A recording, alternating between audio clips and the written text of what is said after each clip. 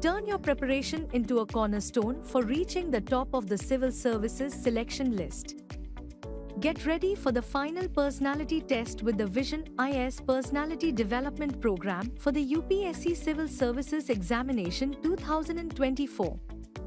The program offers in-depth depth analysis sessions with senior experts and faculty members, realistic mock interviews with ex-bureaucrats and educationists, interactive sessions with toppers and serving bureaucrats, personalized performance evaluation and feedback. At Vision IS, we prepare you to excel in areas like communication, current affairs, critical thinking and more, essential for the UPSC CSE final interview.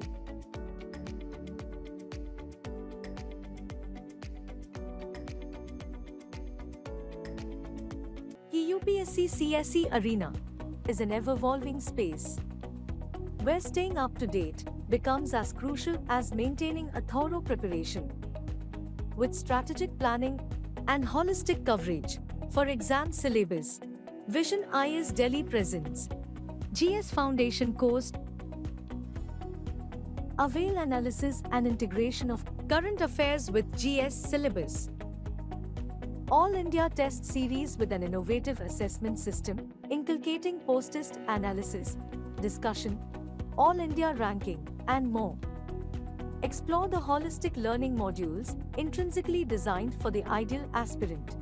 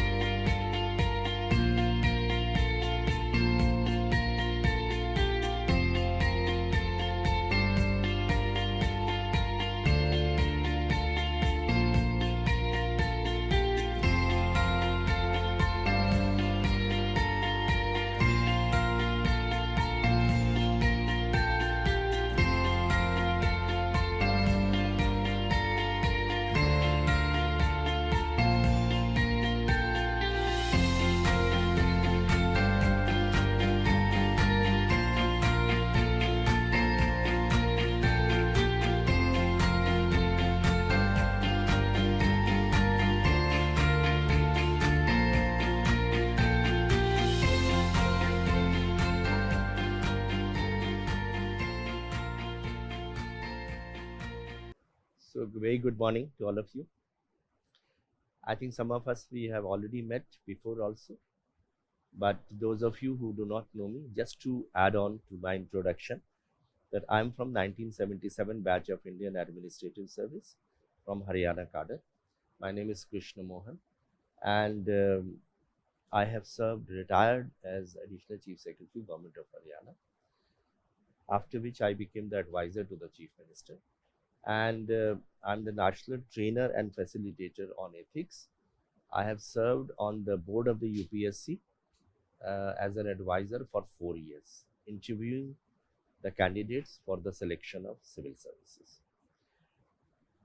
So today we are going to talk about something very, very important. All of you are now preparing for 2025, or some of you have appeared in 2024 also. You have. So then you are expecting that you will be getting an interview call shortly. Yeah. Okay. Wonderful. So facing an interview is actually an art, and you develop it over a period of time. There are certain things which I would like to tell you, which we see in the candidates, because I have been on the other side interviewing candidates. So first of all, let me set the scenario, how it actually happens in the UPSC. So in the UPSC, when you will reach, now what I am telling you is absolutely how it happens. It is not from hearsay. So you will be reaching the gates of the UPSC, and you will be carrying an admit card with you. the sentry at the gate will be checking that entry card and allowing you to go inside. The first half candidates, they are allowed to enter once, and the second half interview candidates, they enter at a later time. So you will be entering and you will be made to sit in a particular room where all your testimonials, etc., are generally checked. And then you will sit in a waiting room. You will be allocated to different boards. Chairman of the UPSC, in order to ensure total impartiality, the names of the candidates are selected by lots. So different boards, there are at least 5, 6, 7 boards operating at the same period of time. So they are the members of the UPSC and they chair the interview boards. So which board you will be allocated, you do not know. Neither do those chairmen know that which candidates are going to come to them. It is only known to the chairperson, and the chairperson does it through the draw of lots. So there is a complete anonymity. So those people who tell you that the UPSC things can be managed, and it is not so. UPSC is still considered to be a very, very impartial and a very, very an institution which cannot be approached or by anyone. It is purely on merit. Having said that, you will be allocated to different boards. So there, for every board, there is a waiting room. Okay. So you will be asked to sit in that waiting room along with other people. Normally there are, as I said, in the first half there are 6 people, in the second half also 6 people. That is the general thumb rule. So about 6 people will be sitting along with you, 5 or 6. There will be newspaper, magazine, there will be drinking water facilities, there will be tea, coffee, which is there, washroom facilities are there. And you can go peruse the newspapers, talk to your other colleagues who are there coming for the interview, take a cup of tea or coffee and sit there till your turn comes. Now the time which is normally given to each candidate is 20 to 25 minutes. Exceptionally bright, where the board feels that yes, some more time can be given, maybe 30 minutes, but it never exceeds 30 minutes. And it is never less than 20 minutes. Why they don't keep it less than 20 minutes? Even if the candidate has not performed well, even then he or she will be given 20 minutes. Why? Tell me. Huh?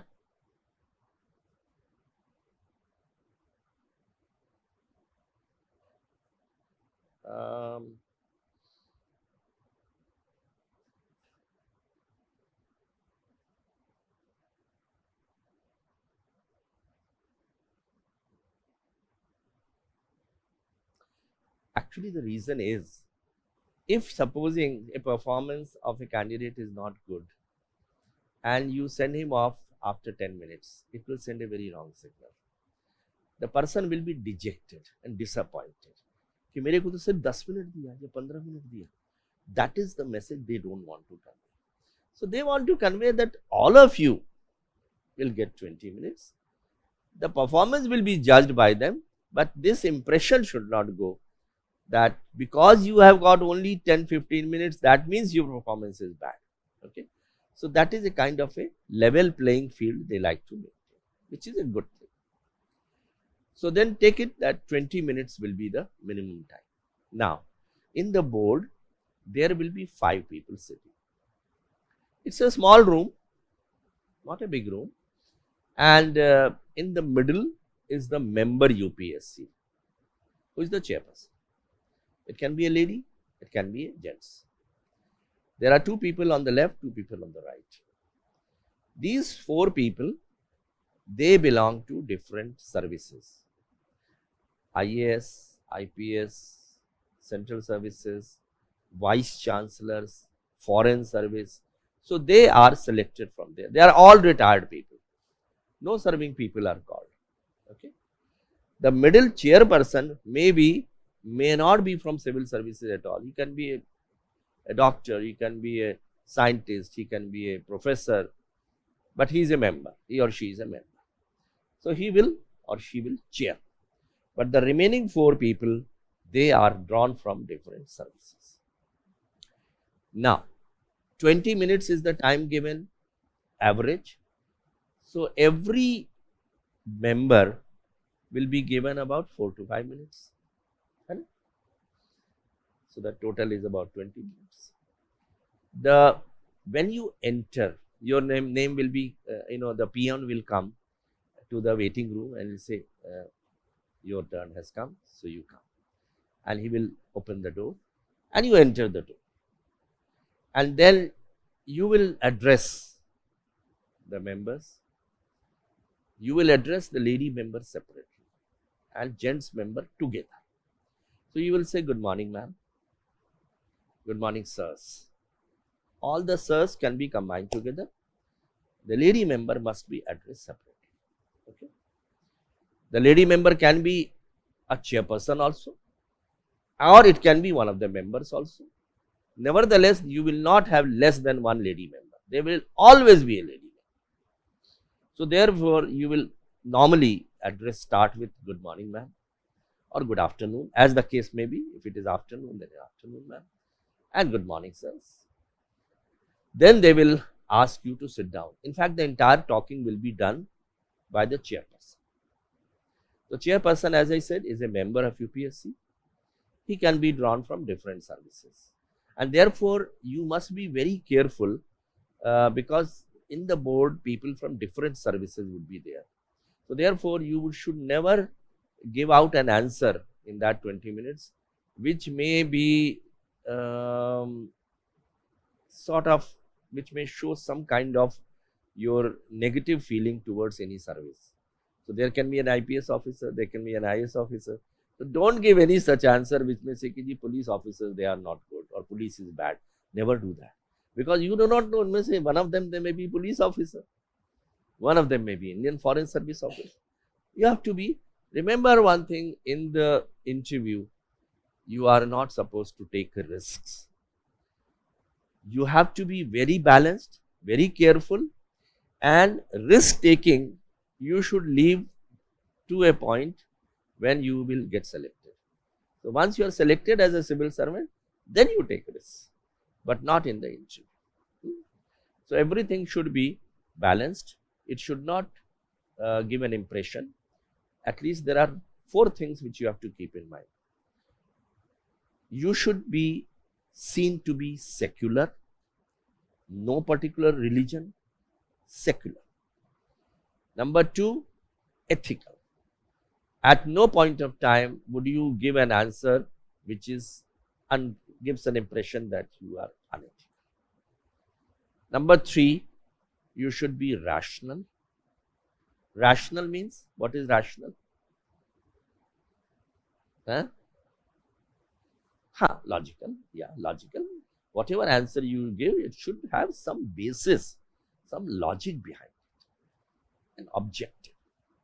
Objective means everything should be based on evidence, facts, figures. So these are the 4 things the interview board will like to see. It should not give an impression at any point of time that you are anti a particular religion or you are advocating for something which is totally unethical. For example, dishonesty or bribery, or you should not give an impression against women. You should not speak against politicians. You should not speak against bureaucrats. So it should give an impression that you are extremely balanced. Now, the interview will start like this. The chairperson will have a detailed CV of yours. The other members will have smaller CV. They will not have all the information, but they will have some information. So the detailed CV is with the chairperson. For example, how many times you have appeared and so many things are there. But other members will not have that detailed, but they will nevertheless have your DAF. Okay, your DAF will be there. So now the chairperson will start. He will first of all show you a photograph and he will say, is it you? Because what happens over a period of time, sometimes, your face changes. The photograph which you have affixed in the application form, it may appear to be different from you. So he'll say, is it you or not? So you have to, for example, some people sport a beard when they have put the application. Next time they are clean shaved. So this thing, they will first like to ensure that it is you only who has appeared there. And then he would start asking some questions. So the questions by the chairperson can be relating to, now, which are the things which can be there? Number one, current affairs, both domestic and international. So the questions, last 2 years important news items, domestic and international. Do prepare very well. Last 2 years. Particularly do remember, read the newspaper of that particular day on which the interview is going to be held. So, current affair. Number 2, the meaning of your name. Your name, from where it is derived, which Sanskrit or otherwise, what is the meaning. Then that day on which the interview is going to be held, what significance it has got. So you can open Google and Google will tell you, today is 6th October. So what is the significance of 6th October? There will be many significance. So many things have happened on every day. So read that. Okay.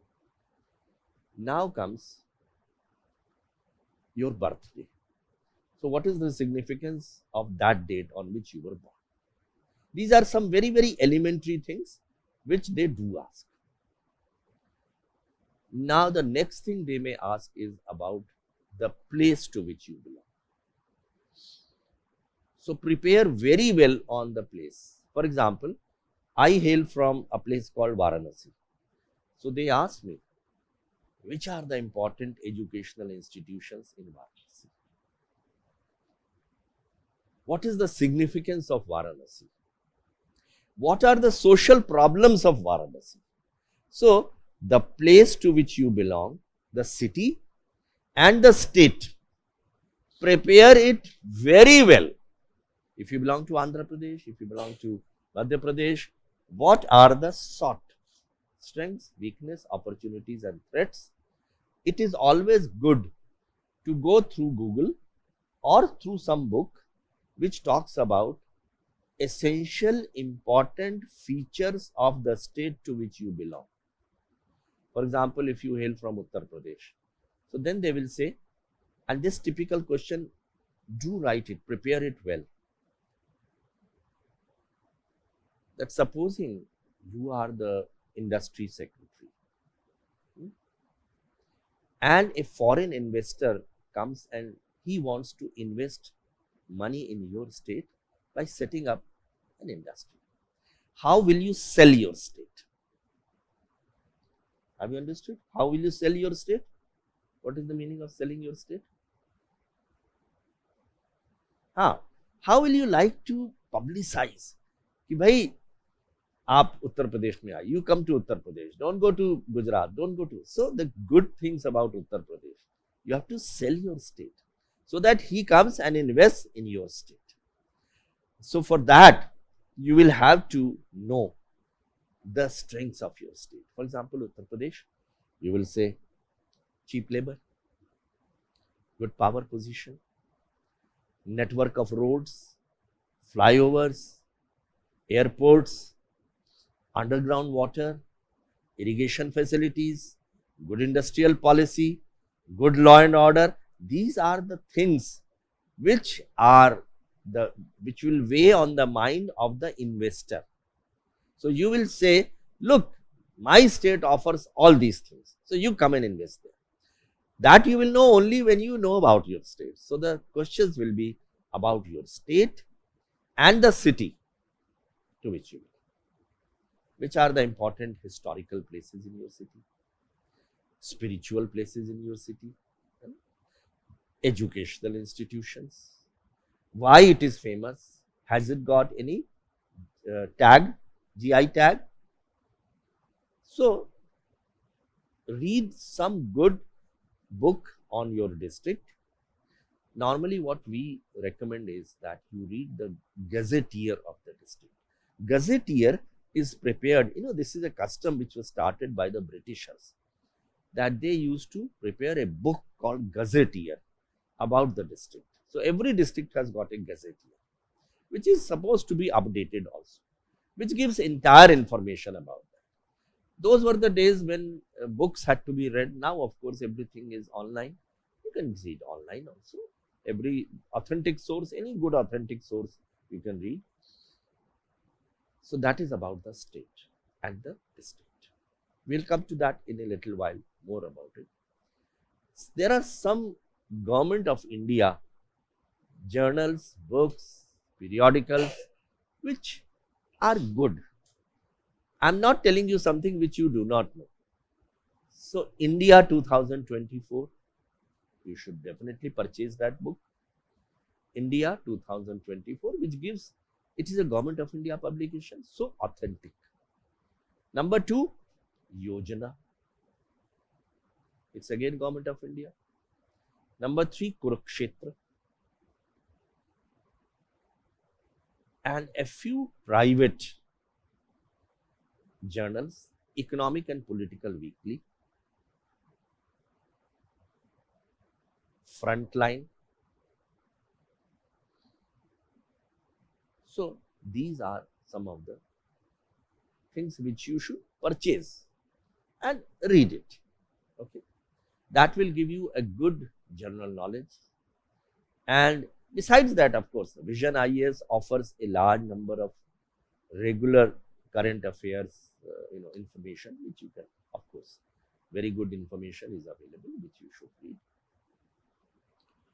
Now comes the subject which you have taken in your graduation. If you have done engineering, if you have done MBBS, if you have done humanities, if you have done science, you have to prepare very well in respect of those subjects. You can't take the excuse that I had studied that 3 years back, now I have forgotten it. It will not be acceptable. So you must read the subject, and particularly remember one thing: those people who are sitting there, they are not having a very deep knowledge. They belong to the services, but they will have very good knowledge about the fundamentals. What happens is, if you have done physics, high things about physics we know, but sometimes elementary things we tend to forget. Mathematics, if you have taken as an optional or a subject in your graduation, sometimes I ask this question: how do you define geometry? What is algebra? What is arithmetic? Now people tend to stammer. They are not in a position to understand, because they have done a lot of things, serious things, complicated things, but simple things we tend to forget. So one thing which I would like to mention to you as a kind of a suggestion: every subject which you have studied, every subject in your graduation or even in your civil services, the optional, even the GS papers also, there is something called as glossary. What is glossary? Keywords, terms, definitions. So prepare a list of the keywords, terms, definitions, and learn them by heart. They are very basic, but sometimes they are asked. And some of the very elementary questions, for example, why there are 360 degrees in a circle? 360 degrees. Now we know that it is 360 degrees, but why? We forget about it. Why sky is blue? why the traffic light, the stop traffic light is red, why the go traffic light is green. There can be question on civil engineering, for example, if you have done civil engineering, and I ask this question very often: why the manhole covers are round in shape? Why not square in shape? If you have done telecommunication, then question is, why there are 10 digits in a mobile number in India?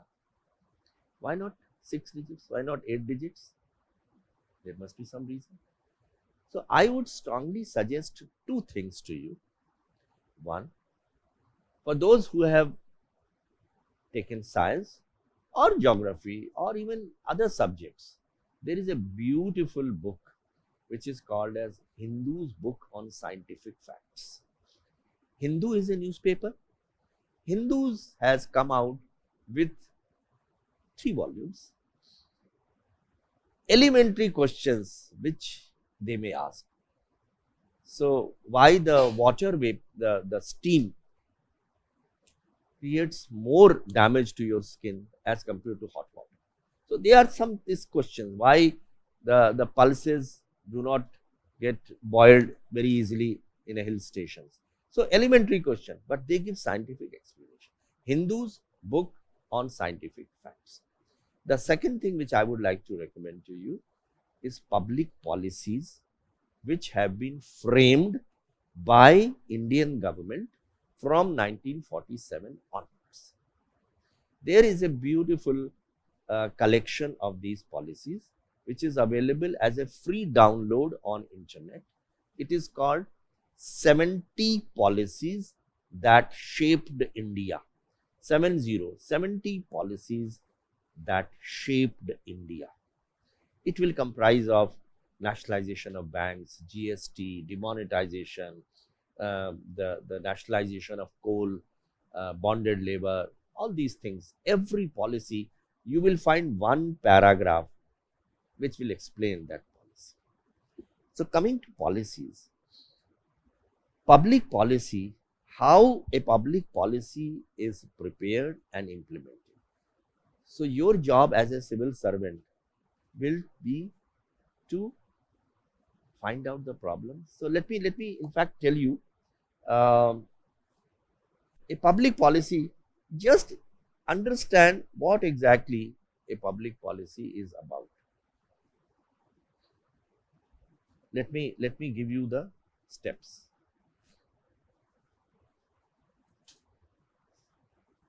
Public policy means policies which are framed by the government, which is meant for the public. Read some good book on public policy. You don't have to read it. You just find out from Google. There are 6 steps. So 6 steps are, you know what happens whenever a political party fights elections, then it comes out with an election manifesto. And when it gains power, when it gets invited to form the government, then they bring out their election manifesto and try to convert them into public policy, because that is the promise they have made with the people. So the public policies, it can be, for example, can you name some public policies? Okay, national education policy. Yeah, which ones you say? Safai Kamchari, yes, why not? So there can be a policy on women, on education, on health, sports, youth. Okay, so there can be many public policies. So the steps are,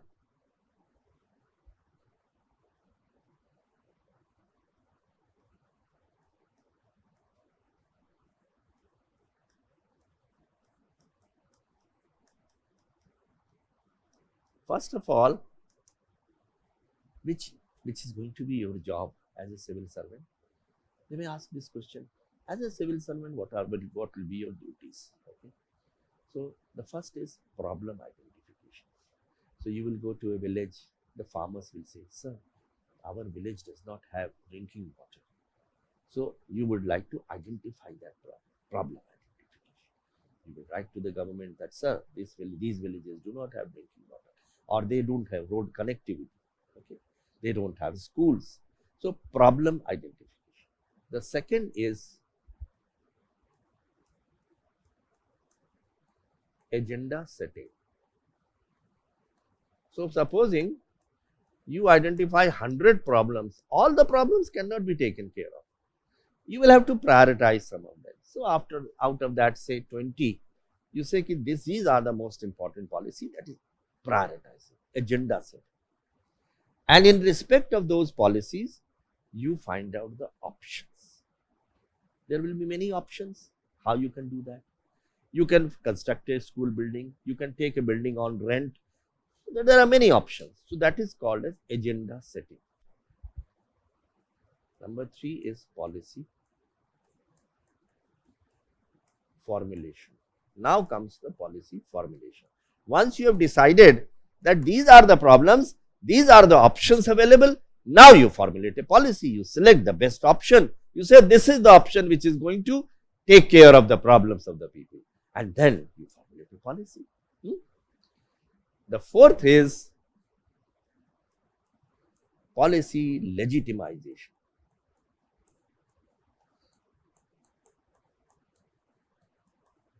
Legitimization means making it, number 1, you float it to the people, the stakeholders, so that they can react on that. Farm laws had to be repealed because it was not legitimized. So therefore, you have to ensure that people accept that, the stakeholder, that is legitimization. And once they accept that, now if you have to make a law, then make a law. So policy legitimization means ensuring it is accepted, acceptance, and making a law. How do you make? Who makes the laws? The legislature. So the legislature, the executive will take that law to the legislature, take that bill. The bill will be converted into a law.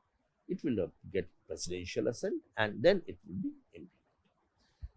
The fifth one is the most important thing which civil servants do, which is, can you tell me? Yeah, implementation.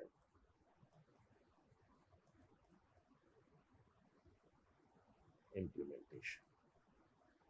And the sixth is policy. Any guesses?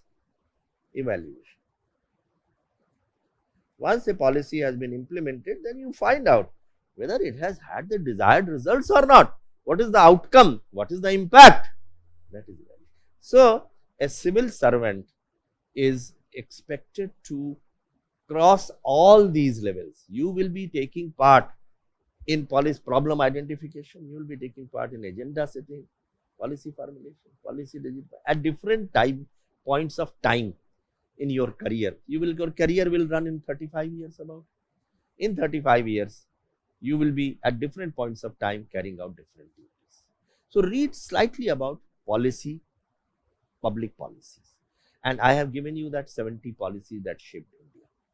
Then read this government's public policies. Ujjwala Yojana, Swachh Bharat, Pradhan Mantri Awas Yojana, all those important policies, Jan Dhan Yojana. So read, they are all available on Google. Everything is available on Google Baba. So that is how the Prime Minister says to Google Baba. Now, of course, even ChatGPT is available. Make full use of that. ChatGPT gives you some of the best solutions in respect of any problem. Okay. So this is how you will now be ready with a good knowledge about public policy. Now, the question which is invariably asked in an interview, invariably, why civil service? You have done your engineering, you have done your MBBS, you have done your science. What attracts you to the civil service? This question is very often asked, and people try to give very different answers to that. Some are convincing, some are not very convincing. So some people will say like this, well, when I was in college, so there was a function. The collector, the lady officer collector had come. She had distributed awards. I was really inspired to see that, and therefore I want to become a civil servant. Fair enough. It is one of the reasons you can give. Second reason people will give, my parents, right from my school days, they have been aspiring that I should become a civil servant. It's also fine. But how will you actually give the answer to that question? It is my suggestion. I'm not saying it is the perfect solution. So, what are the reasons why why civil service? You base your answer on the uniqueness of civil service. Uniqueness, which other services do not give. Number one,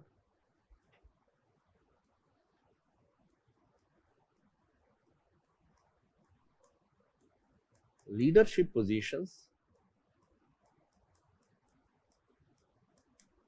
at a very young age. Would you agree to that? You become SDM after 3 years of service. You are just 25 years. You become the collector around 28 or 30 years. Here, these are leadership positions. In a private organization or in any other organization, you will not get these leadership positions at a young age. So this is a great challenge. The civil services give you an opportunity to occupy leadership positions at a very young age. That is uniqueness of civil service. You will become managing director, you will become director, such a young age. That is one. Number two,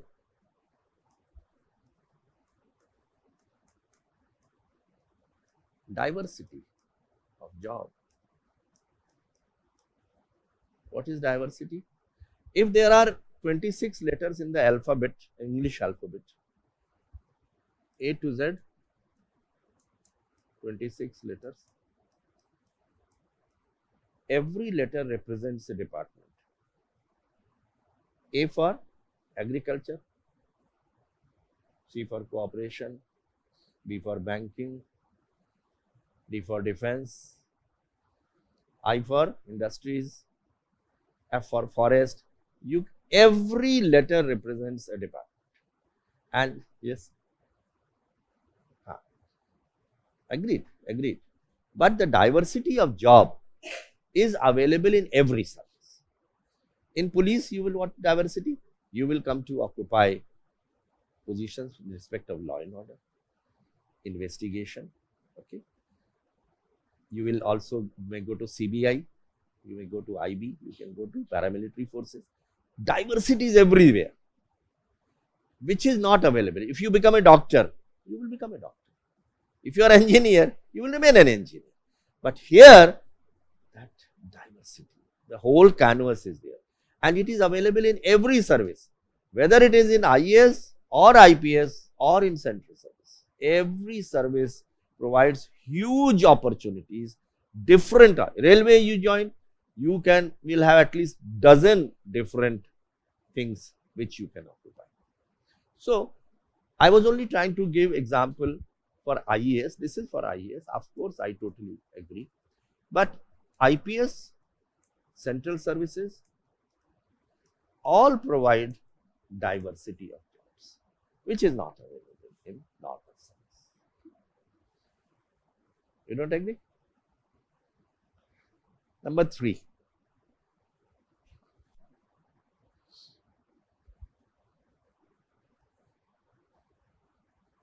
you are a part of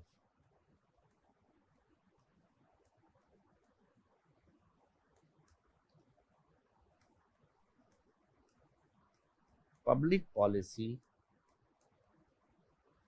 cycle. This 6 steps I have told you is a public policy cycle. So you will be taking part in the public policy cycle, which is itself is a very important thing. You will make laws, you will identify the problems, you will implement them, you will evaluate them. This kind of uniqueness is not available anywhere. And it is not only restricted to IAS. Every service has got this uniqueness. So you are a part of the public policy cycle. In railways, the public policy can be to bring metro, to bring Vande Bharat. Everywhere you will have a lot of input to be given from your side in the entire public policy cycle. Number 4.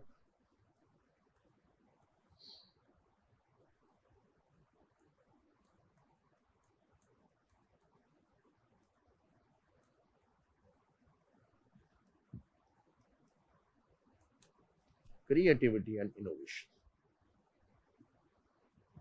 Supposing you are in IAS, you can, in 3 years of service, you can really transform the district.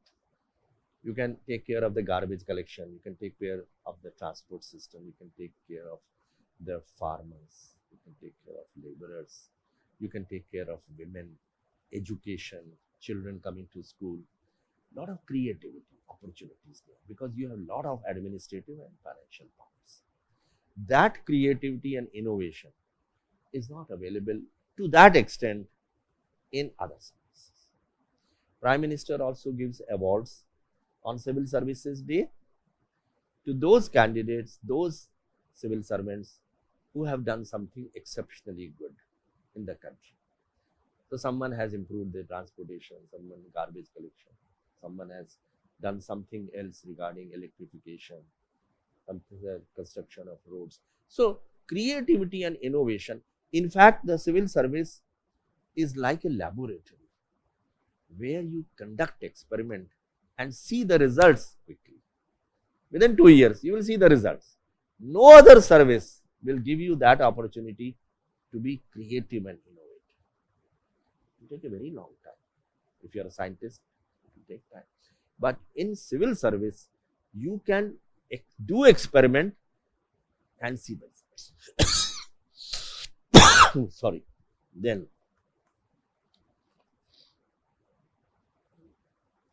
fifth is,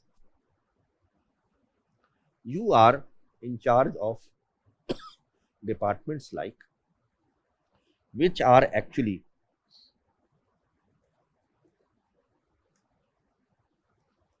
sort of monarchy. Monarchy क्या होती है? What is monarchy?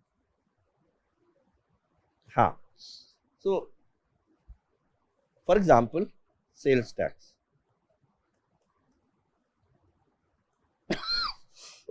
Sorry, excise, police.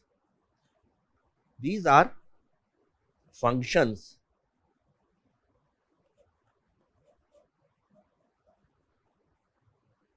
which can only be exercised by the government.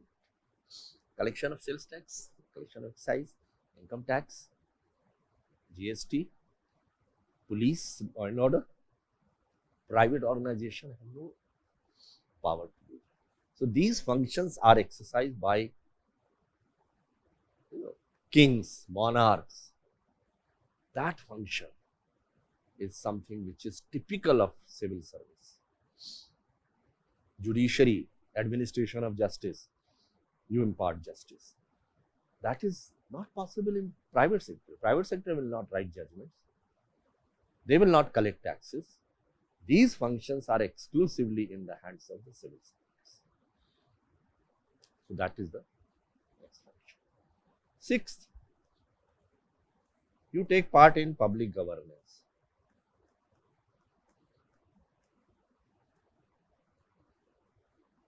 Public governance, you can change the lives of the disadvantaged sections of the society. Poor, farmers, scheduled caste, scheduled tribes, economically weaker section. You can make a difference in the lives of the people. So that again is something which is typical of, unique of civil service. Believe me, next 200 years, civil service will continue to remain the best service in the country. No service can match this. It is something given to us by Britishers, and we seem to always criticize Britishers for many things. But there are some things which they gave to us. The revenue system, the law and order system, the civil service, railways, army, vaccination, post and telegraph. So these are the things which they gave to us, and civil service is one. So this is how the civil service will remain important for the next. That is why I say, take 1.5 years off. Prepare for the civil service. Nowadays we have 6 attempts. 6 attempts. When I got into service, there were 3 attempts. Got through in first attempt, but 1 year I prepared, and that was sufficient. Now the papers have become slightly more complex. 1.5 years of preparation is necessary. But do that. It is worth doing it. And one more thing which I would like to mention here is that any service, every service is important. Don't think that only IAS is important. IPS is equally important. Indian Revenue Service, very important. Audit and accounts, railway management service. Every service has got a uniqueness. And nowadays, the promotion opportunities are available in every service. So you can reach the apex scale, which is the top scale in every service. So therefore, and you can occupy the most important positions in Government of India, even if you do not belong to IAS. That is the positive things introduced by the present government. The Prime Minister gives equal importance to all services. And that is why I said that even if you get into a service which is not IAS, be happy with it. Of course, if you still want to be in IAS, accept that service, join that service, take extraordinary leave, prepare for 1 more year, and get into IAS. IAS has got its own pros and cons.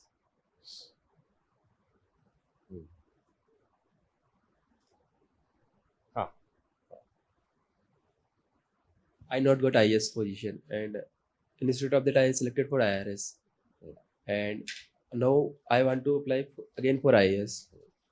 So, but my motive is IS, to become IS, but I got IRS, so I will not work as much that efficient in which I can work in IS, because it will you can understand that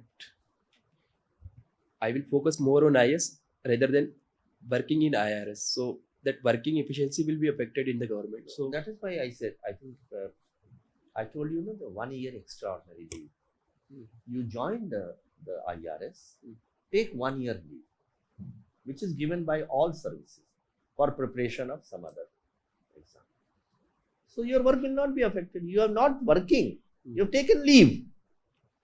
What happens is that you join the service, go to the academy of that, join it and take extraordinary leave. They will give you 1 year leave and then you can prepare. So that will be paid leave or unpaid?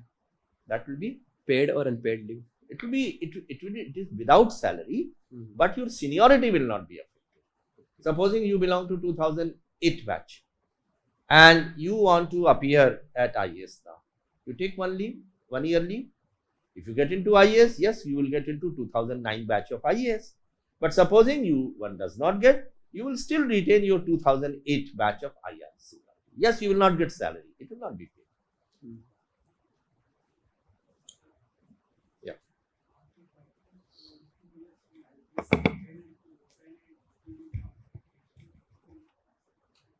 After working, yeah, why not? There is no such thing. Many people, while working also, they prepare. That is not a problem at all. It should be, the conditions of UPSC should be satisfied. Where you are working, it does not matter. The condition are graduation, age and number of attempts. That's all. Whether you are join a particular service, even if you are in a private service or you are in any government service, if you have got chances, yes, why not? So that is the uniqueness of this. So when you are asked a question, why civil service, try to give these reasons. But add on to that if you want, but those reasons should come at the end, which is my parents wanted it to be, or I was inspired by a civil servant. So these reasons are also good. Don't bring them at the first reason. First reason should be uniqueness of the civil service. Why? What attracts you to the uniqueness? Sentiments, etc. do play a part, but not to that extent. Okay. Now, let's come back. So I have said that they are going to ask you questions on your state, on your city, on your subject which you had taken in the graduation. Now they will ask questions on your optional which you have done. So optional, if you have done MBBS, medical science, that is an optional, or anthropology or sociology or PSIR, then they will ask questions on that. So prepare that quite well. Again, as I said, terms and definition, do prepare the keywords, and also different things about that subject. Anthropology, you must prepare. Sociology, they can ask you questions. They will not ask very deep question on optional, because those people are also generalists who are sitting there, except one person who is a vice chancellor. Normally an educationist would be there. If he happens to have that speciality, he can ask about sociology or anthropology, but prepare well on that. Now the question is which optional you should choose.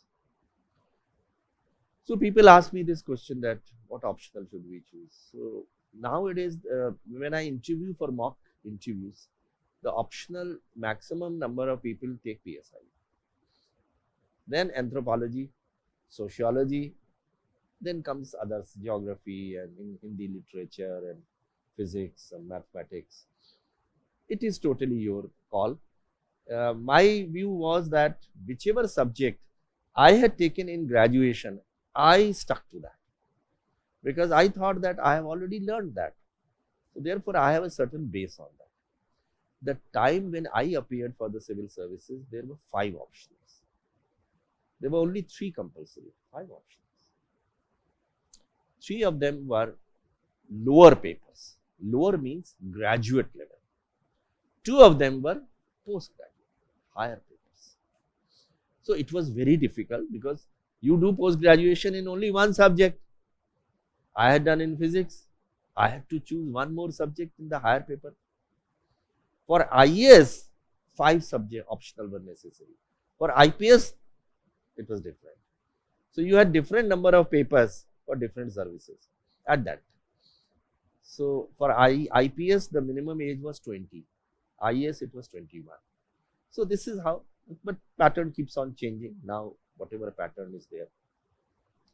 So now the questions will be on your subject option. Okay. Then the questions can be regarding the employment you have already undergone. Supposing you have been part of Tatas or Birlas or the previous service, for example, you might be working in Indian Revenue Service. So they may ask you questions about taxation, about revenue service, direct taxation, indirect taxation. So prepare well on the previous occupation. If you have worked in a company, you should have full knowledge about the turnover, number of employees, profitability, the commodities it is manufacturing, the exports, etc. So everything about that job which you have undertaken. Then comes what left? Yes. How it is related to public domain or UPSC, like So this question is also very often asked. You have taken sociology, you have taken chemistry, you have taken engineering. How it is going to help you out? It's a tricky question. The answer to which is, there is no neat solution, neat answer to that. What I normally say is that in case you have done engineering or science, then it gives you analytical bent of mind, number one. They are generally things, analytical bent of mind,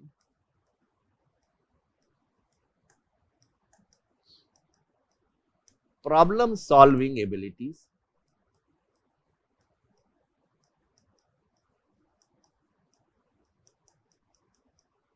decision making abilities,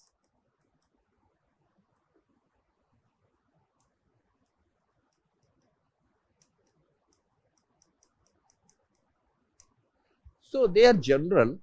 So it's a chemistry is a science, and it will help me out in taking decisions which require solving problems and analytically examining each proposal, scientifically examining, balancing the things, objectivity, rationality. These are very general words. I cannot find any other answer to that. Can anyone like to suggest what chemistry can give? Yes. Yeah. Okay. So the question, that the thing is that if you have done chemistry in 35 years of service, hardly any job you will get which has got a dimension of chemistry. So therefore, you cannot say ki ji, I will the department or the ministries, I will use the knowledge of chemistry. It will not be used. So he will say ki ji, you will never get this opportunity. So the only answer to that could be these things: analytical ability, problem solving, decision making. So research also, it is like that only. If you have done some research, you can always say that research requires examination of the issues, balancing the issues, taking the pros and cons, creativity, innovation, general words. That is the only answer you can give, and which is accepted also. People accept that. Yes, all right, you do that. Unless, for example, you have done civil engineering. Maybe when you are a collector, examining the project management, the buildings, construction material which is being used, maybe civil engineering can come handy. But such situations will be very rare. So therefore, the subjects which you take, basically they impart you some general qualities of analysis, mathematics.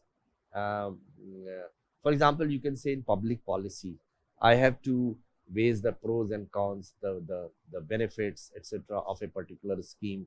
So I will have to do lot of analytical, must have analytical ability. I must be able to solve the problems of the people. They are the general words. That is how you will answer the question. Yes. Sir chemistry के बारे में अगर बात करूँ तो जैसे आजकल food adultery भी बहुत ज़्यादा होता है, तो उसमें भी वो हेल्पफुल होगा।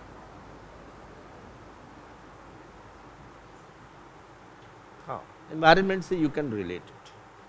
Environment is one area where probably you can relate to the chemistry. You can relate to physics also. You can relate many things to the environment. So, yeah, the environment, but then again they may say ki bhai, what is the guarantee that you will be posted in the Ministry of Environment? Okay. It is a very, the chances are, in fact, if you have done a good work or undergone training in environment, the chances are that you will never be posted in environment ministry. So, but you can say that if I get posted in environment ministry, then my knowledge of chemistry or physics or engineering may come. Okay.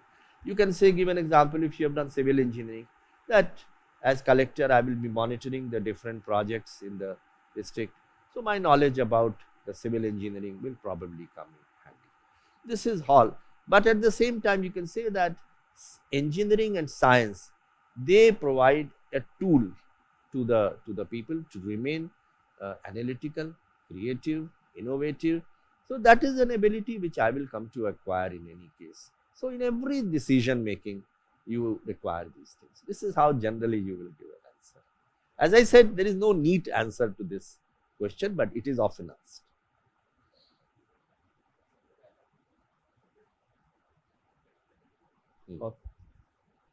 that my subject, or maybe some of or whatever it may be, that so how I can promote through this. Supposing you want to gain some more professional knowledge in a particular subject, which is a good thing.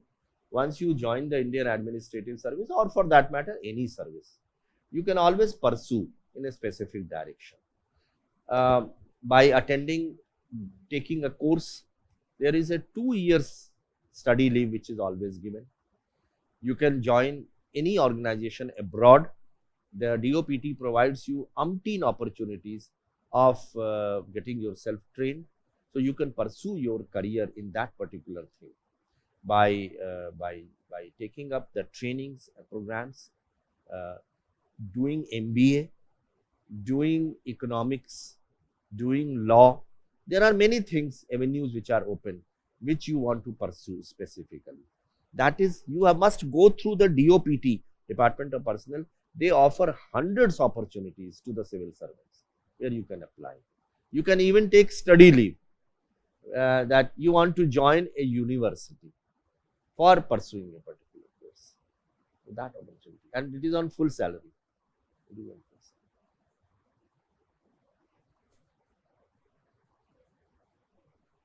salary. What kind of questions? questions? Questions. PSIR. हाँ. So political science and international relations, political science, the political thought of Indian political thought, and the foreign political thought. Prepare them about Chanakya, prepare about Hobbes, prepare about Socrates, so prepare that very well. Darshan, which is the Hindi, the Hindustani thing, prepare that well, and so that they can ask you questions. What is the difference between darshan and other things? What would you agree with the political thought of such and such person? How do you think Chanakya has contributed to the political thought? So PSIR, there are a number of questions. If you want, I can give those questions to you also, so that you can prepare well on that. Coming to international relations, of course, the scope is very large, and you should definitely prepare regarding the current things which are happening. It is the wars, the conflicts which are there, the diplomacy, the relations. For example, we often ask this question: what is the difference between an embassy and a consulate? And similarly, what do you understand by Commonwealth nations? Do you think the relevance of United Nations is decreasing day by day? Rather, the relevance of the different groups of nations is increasing. So, which are those groups? For example, ASEAN, NATO, Quad. So they are becoming more effective. So this question we often ask, that do you think United Nations is losing its credibility, and the groups of nations are this? What are the global problems which are being faced by the world now? So can you tell me what are the global problems? Climate change, terrorism, poverty, wars, human rights violations, refugee, diseases,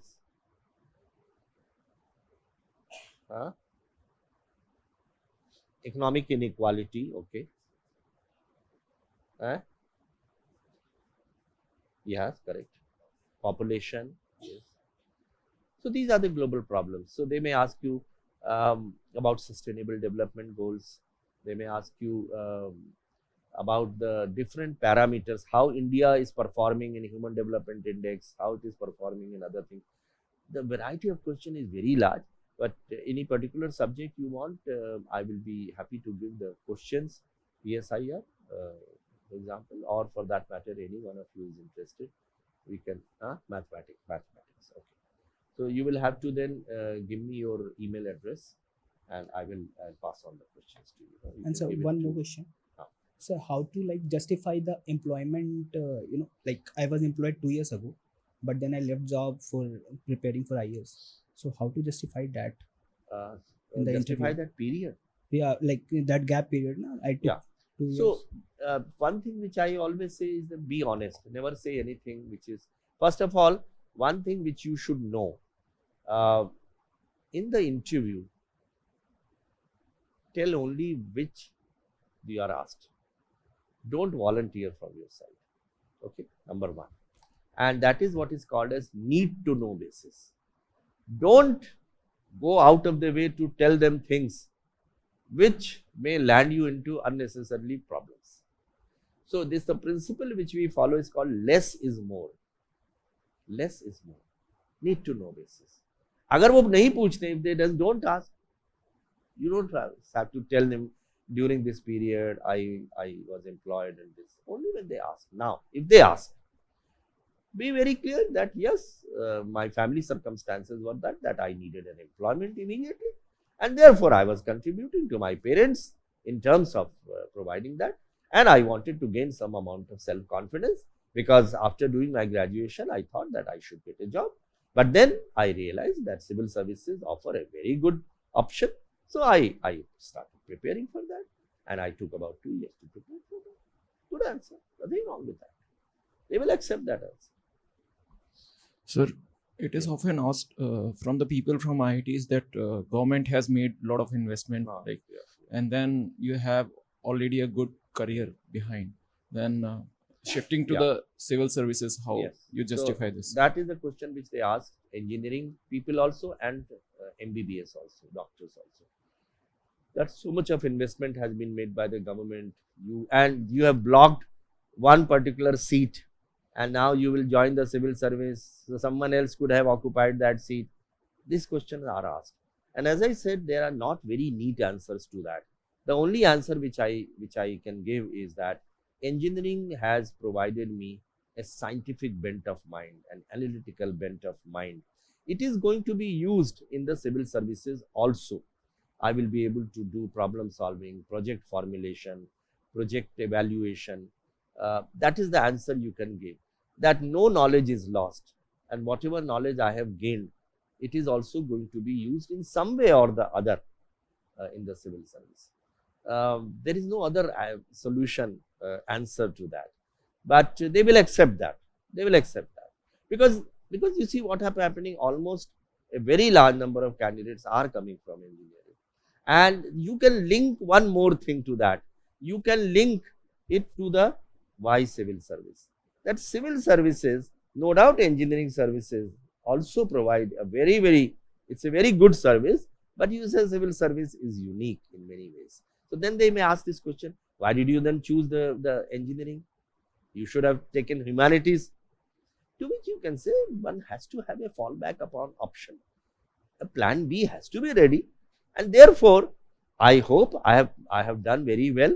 I hope that I may make it to the civil services. But if I don't, I have that background of engineering, which I can always use to get an employment there. This is how you will. They also know that civil services are the best, and everyone will try to get into civil services. Engineers, doctors, everyone. So they will not persist too much on that. But yes, question will be asked. My answer will be, you give answers on these lines: analytical bent of mind, problem solving ability, decision making ability, project management, creativity, innovation, uniqueness, leadership position at a young. This is how you give an answer. And you say that plan B, I have to keep a plan B ready in case I do not qualify into civil services. I have to keep it ready. Do you think that will be fine? That I think is the most plausible answer, and it will convince me.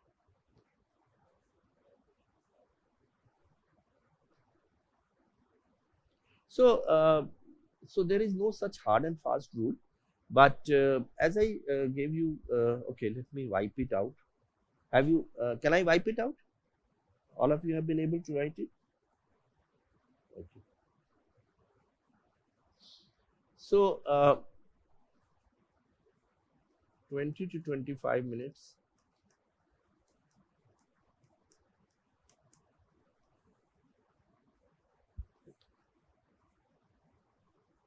Your DAF is the most important portion on which questions will be asked. DAF 1 and DAF 2.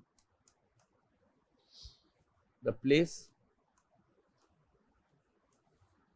state, city.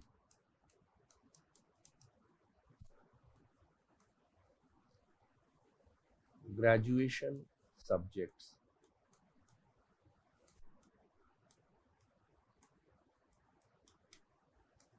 Optional.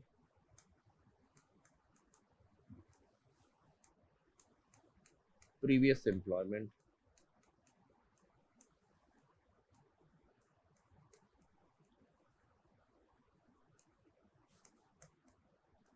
Current affairs.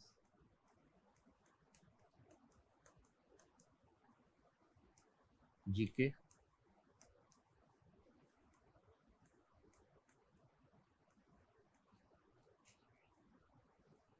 Hobbies, interests. So the next thing will be, so the question which you asked was that how many questions will be maybe asked on the optional. And well, as I said, 20-25 minutes, all these things will be asked. So there is no hard and fast rule. Maybe you see the total number of questions which will be asked to you. Can you make a guess how many questions? Normally, there is a rule which is called 30-second rule. No, it is a thumb rule. Every question you should try to give answer in 30 seconds, not more than 30 seconds. Because if you give more than 30 seconds, you will be losing out to other questions. Okay. So 30-second rule is there. Now, if you take that 30-second rule and some time is taken by the person who is asking the question also. So 20 minutes, how many questions do you think they can be asked? 15 to 20 questions. इससे ज़्यादा नहीं हो पाता because some time is always wasted in between, you see, moving from one person to another person. So you can say that 1 minute will mean question also and answer also. So 20 minutes means 20 questions at the most. But if it goes to 30 minutes, then you can definitely expect 25 to 30 questions. But normally it is 20 questions which are asked, because sometimes the question is not understood, so you ask them to repeat, or he or she has not understood your answer, or he or she will ask a supplementary. So supplementary also, remember one thing, whatever answer you prepare, the depth of knowledge should be there. Depth of knowledge means be prepared to answer another question on the same topic, which is supplementary question. So don't only prepare the basic answer, you may expect another question in the same. And then let us, so you can say 20, at most 25, but 20 question is normally, it does not exceed that. And if it is longer, which happens only in extraordinary cases, 30 minutes, where they are so happy, overjoyed, that they are tempted to ask some more questions, it can go to 25. But if you are in a position to answer 20 questions, that is very good enough. Okay. So let us now come to then hobbies.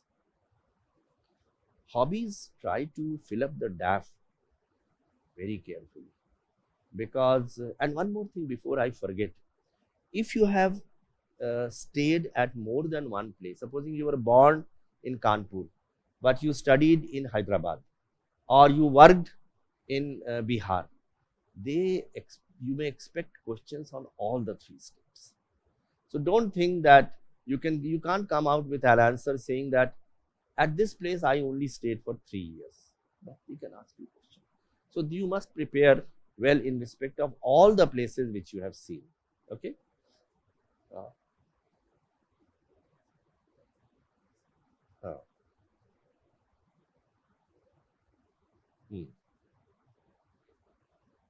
Yeah, sure.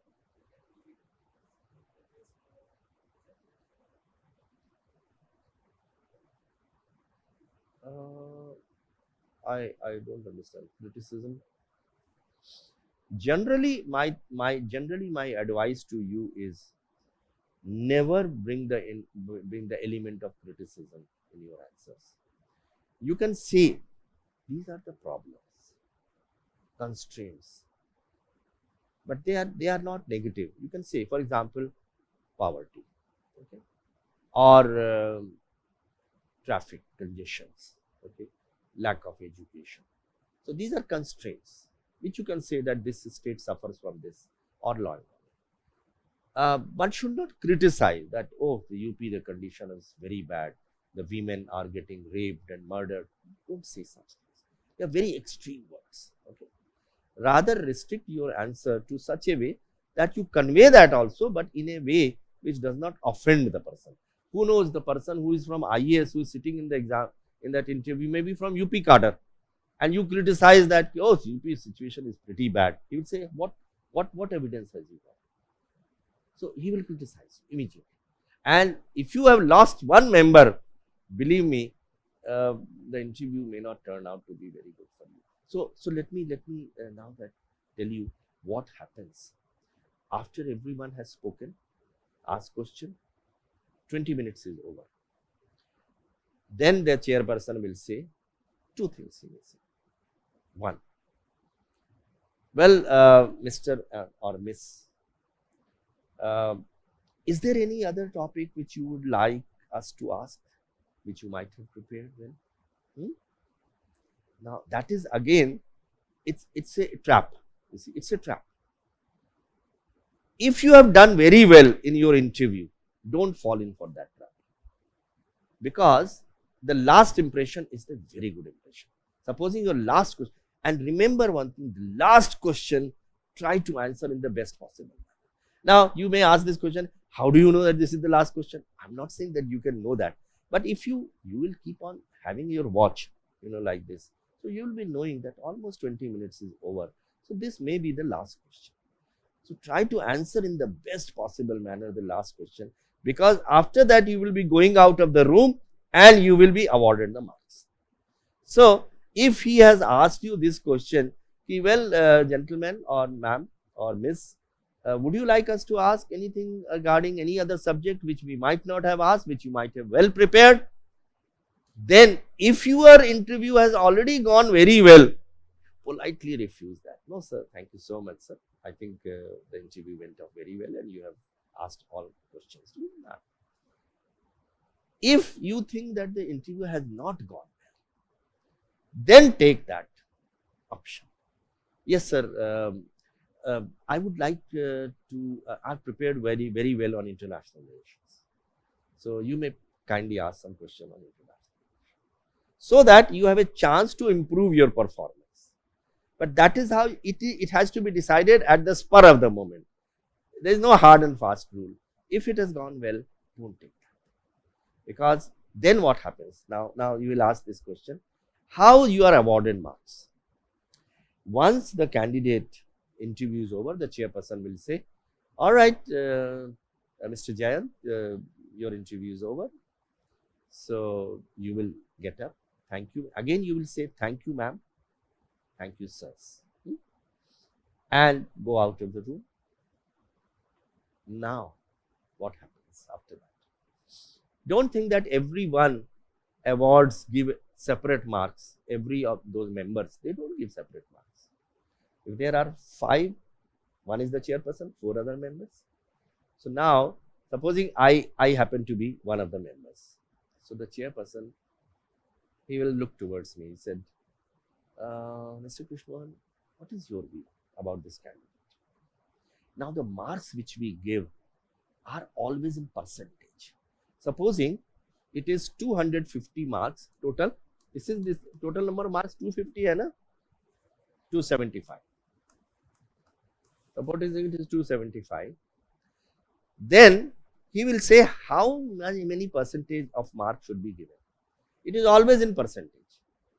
So I will say, I think the candidate was very good. We can award him 65%. So he'll say, all right, 65%. He will not write it down. He will say 65%. Then he would lean to another person, other member. He said, What's your view? He will say, yes, I agree with Mr. Krishna. Or he will say, I think 62% would be sufficient. Then he'll go to the third and fourth. And then a consensus will be formed. All of them, the chairperson, he has the final word. He or she has the final word. He'll say, I think we can give 63% marks. Everyone will say, all right, 63. So you will give 63% marks. Okay. Now the next candidate will come. You will again give marks. So you will judge the two candidates. Who was better? Supposing the earlier candidate you have given 63% marks, you will say this candidate is superior to the earlier one. So let's give them 65% marks. Or we say that the previous candidate was better, so we'll say 61%. Okay. So inter-C marking is done. And then after the 5 or 6 candidates have been evaluated in the first half, so then lunch is there. So then before that we have to sign. All the members have to sign on the marks. Again a review will be done. Again a review. That let us see all the candidates. Inter-C. Which was the best candidate? He should be given the maximum. Supposing by any chance we have given 63% and 65% and 67%, 52%, and then we find, oh, we have given 67% to this, but this one was the best. So then we will immediately make a fine tuning of that. The correction will be made. And the final list will be then prepared. That will be signed and it will be sealed. A member will come, a person will come from the UPSC, he will take that and deposit. So this is how the entire interview process is going to last. Hobbies and interests. Why I was slightly more particular.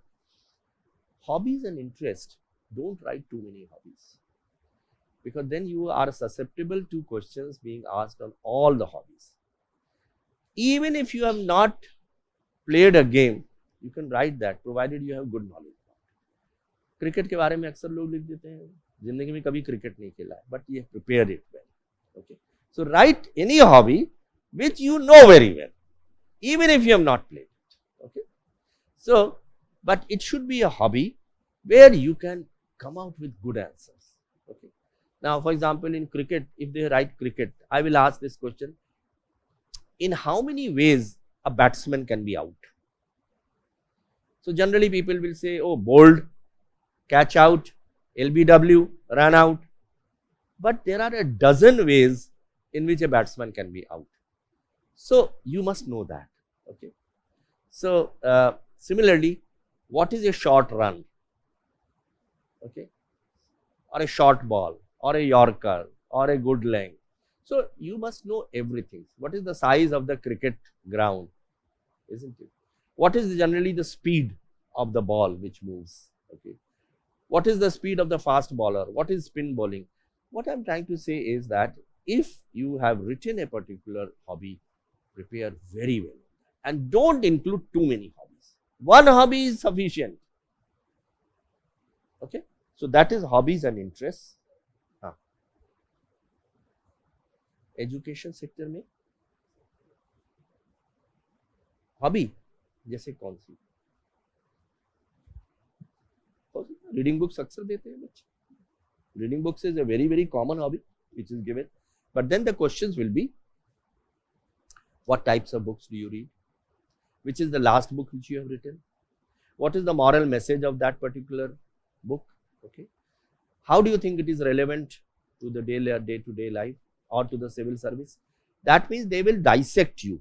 They will try to find out that whether you have actually read that book or not. Okay, what types of book are you fond of reading? What is your opinion about this particular author? Because supposing you have been reading English author, then what is your opinion about that? So you can give, but prepare well.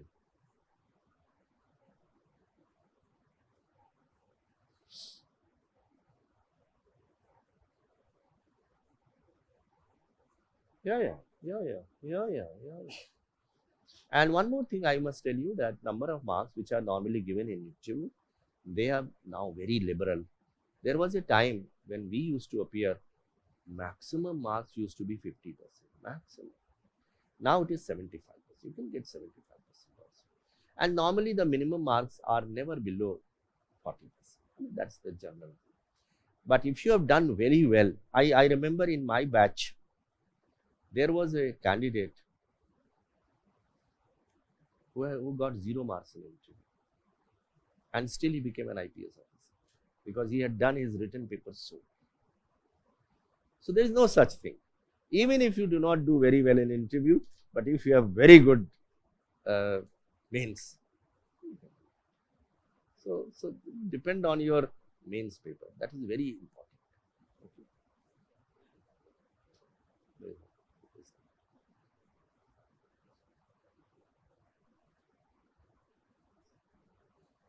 Correct. There is no doubt. There is no harm in that. Common hobbies, in fact, जैसे cricket है, football है, reading books है. People do write.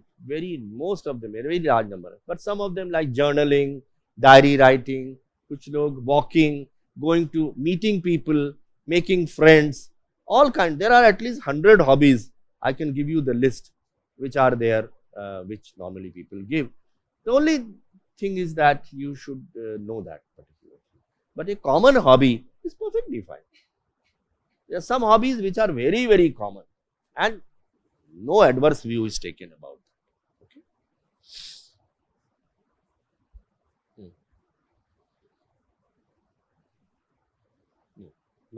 Nobody. Not even the chairperson. He would also not be. So therefore, so that it does not prejudice the minds of anyone. Because he'll say, oh, he's got very good marks. If I give him so many marks, he will definitely make it. Or he has got very bad marks. Oh, that means he is a very bad candidate. They don't want any such prejudice. So they are none of them. It's purely on the performance on a real-time basis at that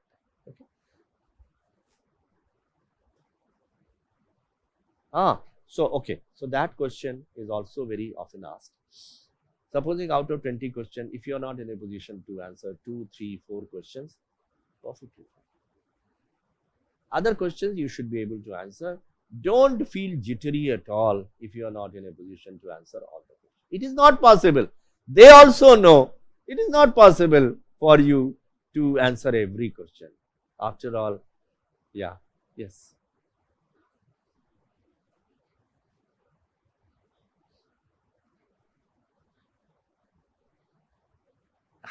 So yeah, if the last question, if you are not in a position to comprehend the question, then you can request them to repeat the question. Okay. Or you can say, sir, I have not been able to understand that question. Would you kindly repeat it in different words? They will always do that. But supposing still you do not know about it, well, that's hard. But if he asks you, would you like us to ask any other question? Then jump for it. Yes, sir, sports or international relations. Okay.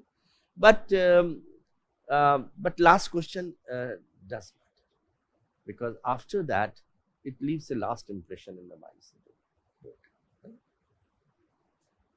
mindset.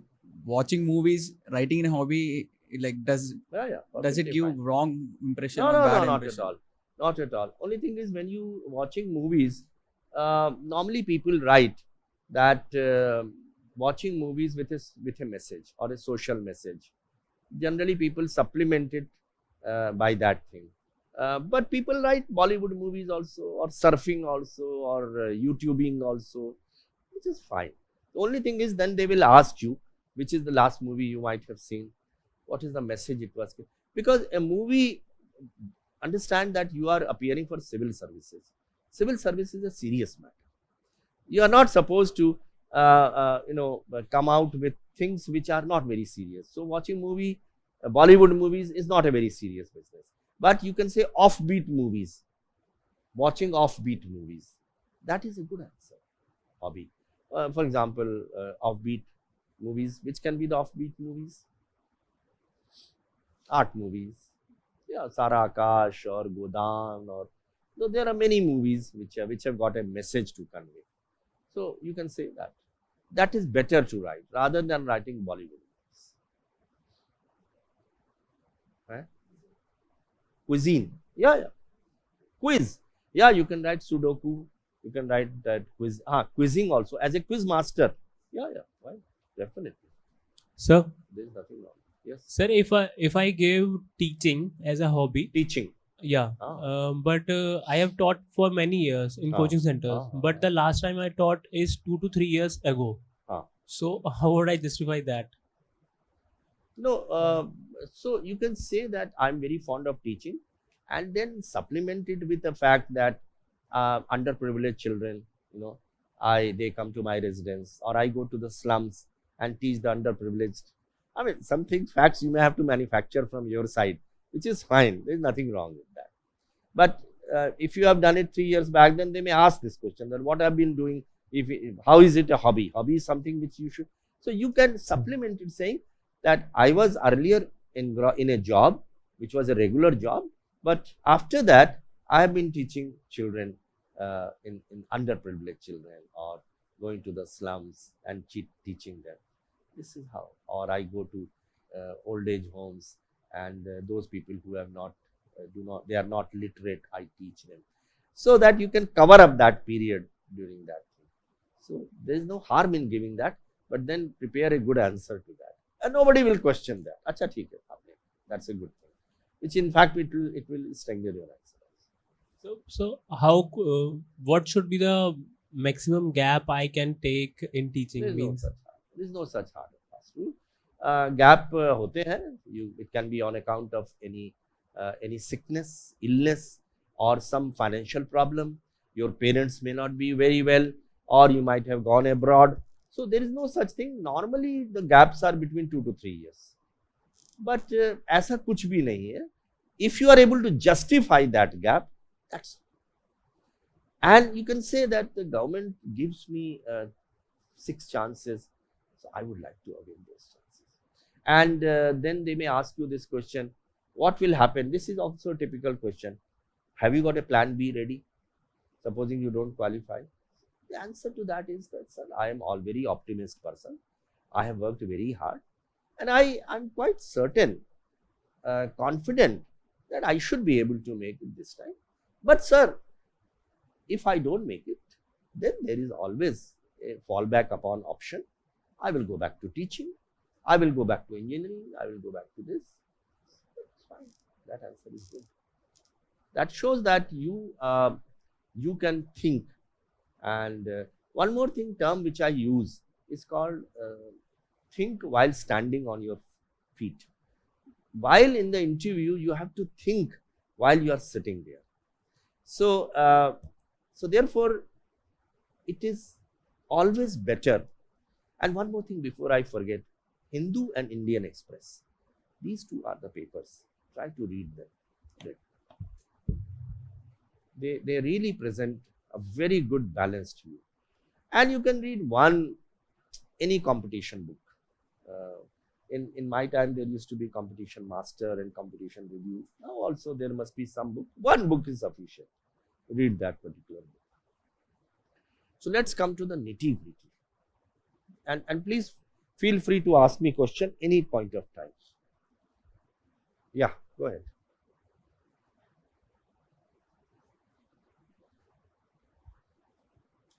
There is no psychologist who sits there. They ask questions generally on real life situations, ethical dilemmas. For example, they may ask you, and this is the type of question which I often ask. Supposing you are, there is a police constable, and supposing the question is like this, that I will ask that there is a police constable, and he, in a bus, he finds that there is a bag containing 1 lakh of rupee accidentally left over by some person. And there is an address given there in that bag. So that police constable goes and returns that 1 lakh of rupees. So that person is very happy and he gives 5,000 rupees as reward. Should he accept that or not? He has not asked for it. He is giving on his own volition. Should he do that? Here they would like to test whether you are ethical or not.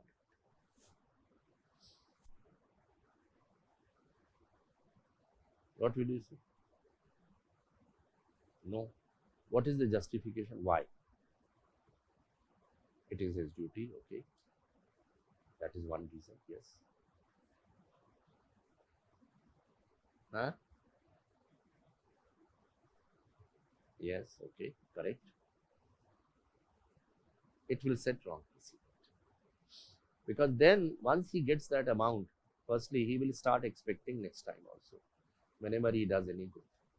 So this is how, yes, this is how you will justify. So real life situations. Okay, let me give you one more real life situation. There is a plane, and this is the ethical dilemma which some of you might have already been knowing here. So there is a plane, and there are 200 passengers hijacked. Terrorists have hijacked that plane.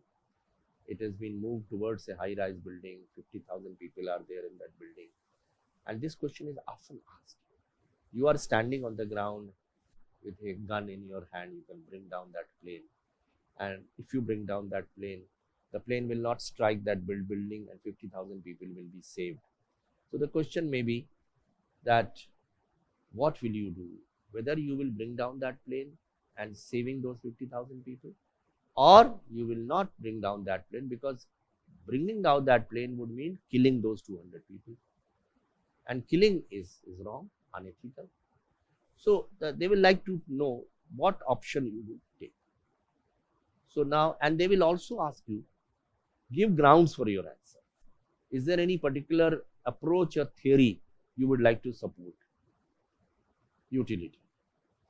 So utilitarian approach, you will say that greatest good of the greatest number. That ultimately your act produces happiness, because 50,000 people you are in a position to save. So the reason would be, so that you will fire at that, killing those 200 people. Deontological approach will say, no, you can't kill. Immanuel Kant will say, no, you can't kill, because the means are wrong. Even if those 50,000 people die, but you will not kill. So you will justify this answer on account of two reasons. Number one, 50,000 is more than 200. Secondly, the 200 people, in any case, they are going to die. Because once the plane is going to strike the 200 people, in any case, they are going to die. But if you bring down that plane, you will be able to save 50. So this is how real life situation they will ask you. Okay. So ethical dilemmas, real life situations, that also many times emotional intelligence as such they do not test. But attached to these kind of questions, sometimes the emotional intelligence also comes into play. But there is no psychologist sitting there. Okay. Let us come to the nitty-gritty, nuts and bolts.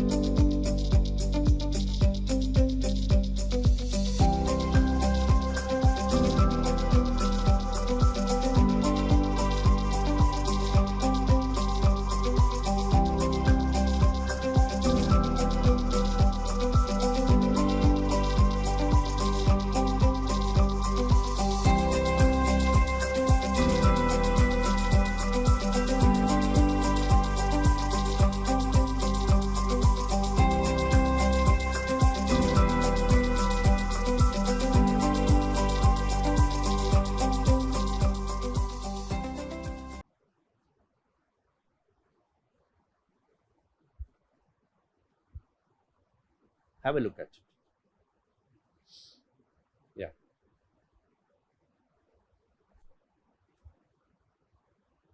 Do they have?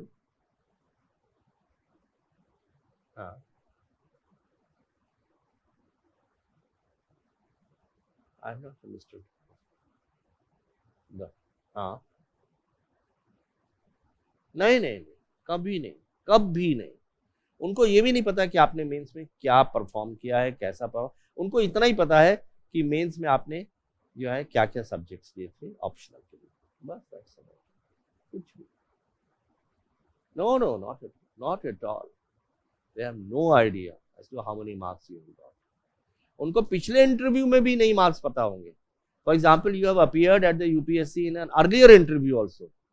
They can ask you, oh, I see that you had appeared in the earlier interview. How many marks did you get? You can volunteer. They will not have any such information.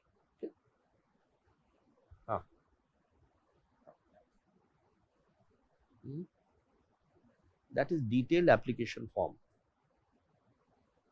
Every one of you will be filling up DAF 1 and DAF 2, which includes all the information about yourself.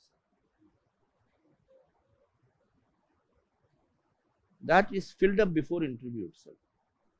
In fact, writing that DAF is also an art. One should, in fact, many of the academies like Vision IAS also, they train people, the aspirants, how to fill up the DAF. That itself, because all the questions, most of the questions are on DAF.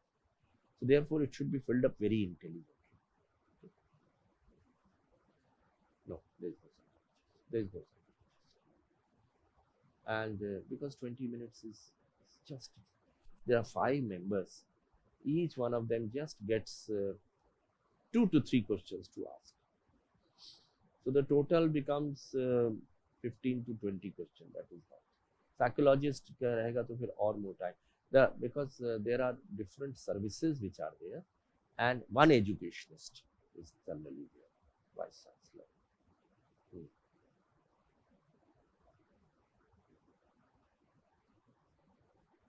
Is very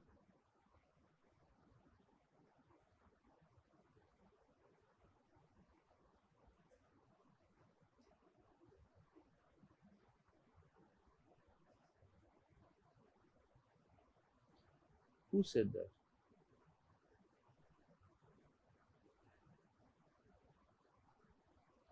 I can only say that don't pay any attention. People have got all kinds of ideas. They say rural people don't get selected, or Hindi speaking people don't get selected. There is no such thing. In the interview, if you want to give the interview in your original language, even that is allowed. There is an interpreter who is sitting there. He translates all the questions and also the answers. There is no bias. I have been on the board for 4 years. Never did we have any such thing. He is from elite class and therefore he or she should be selected. Don't fall for that. People who say these things, I really don't want to comment.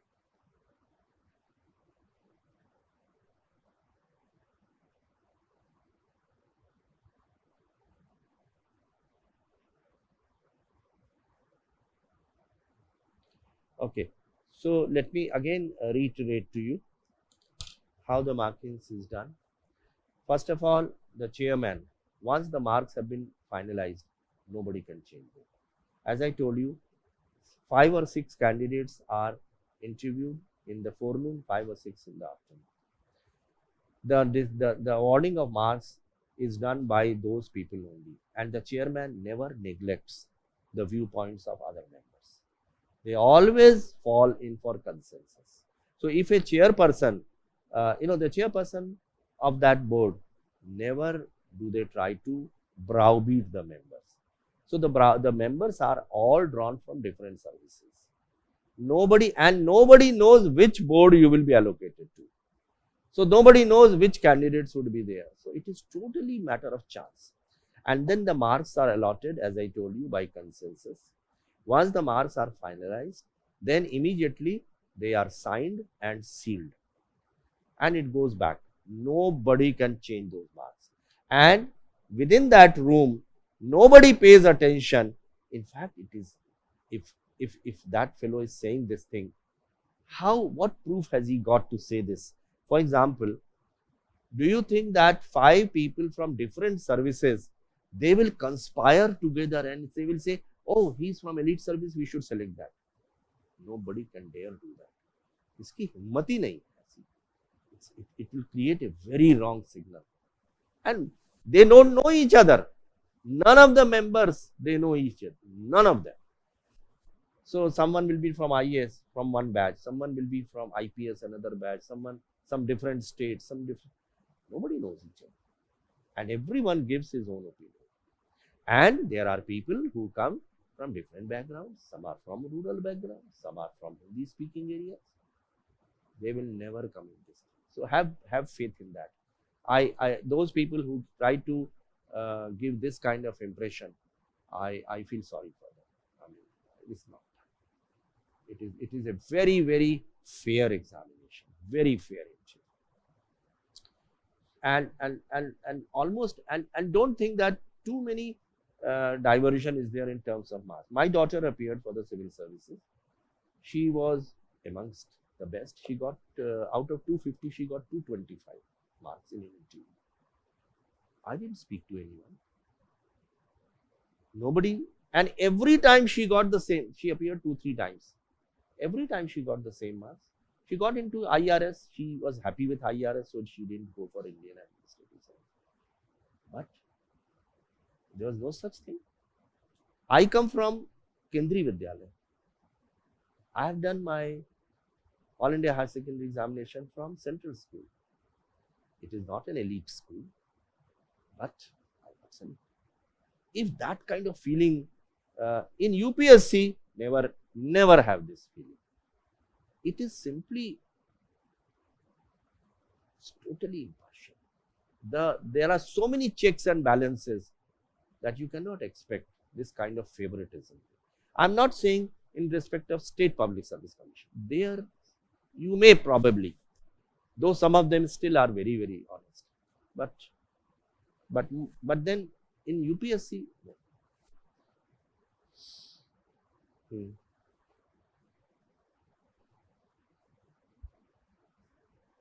Oh.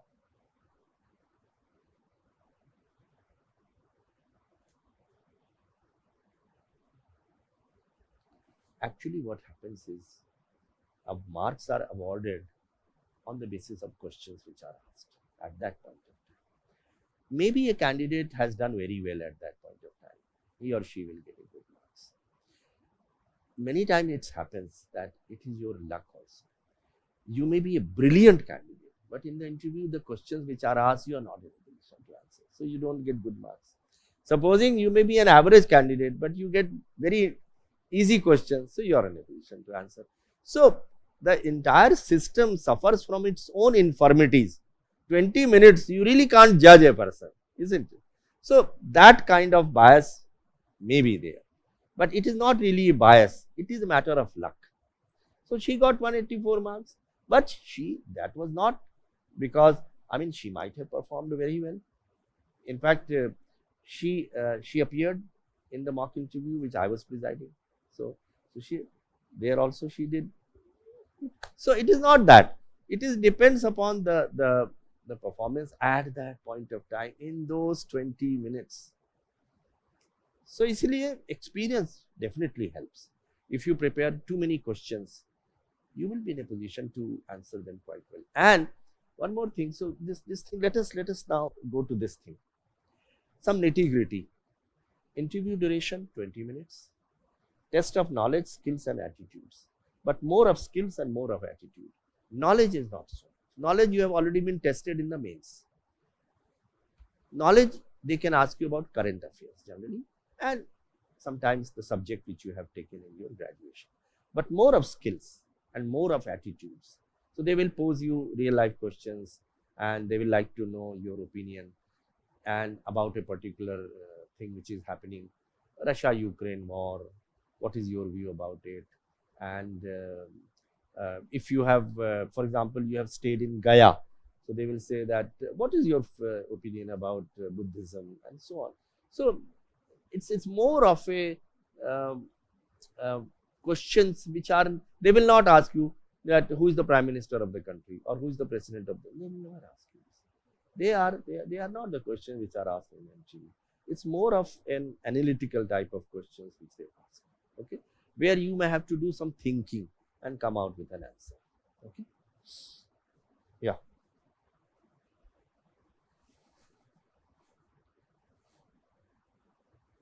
In the candidates, behavioral in what sense?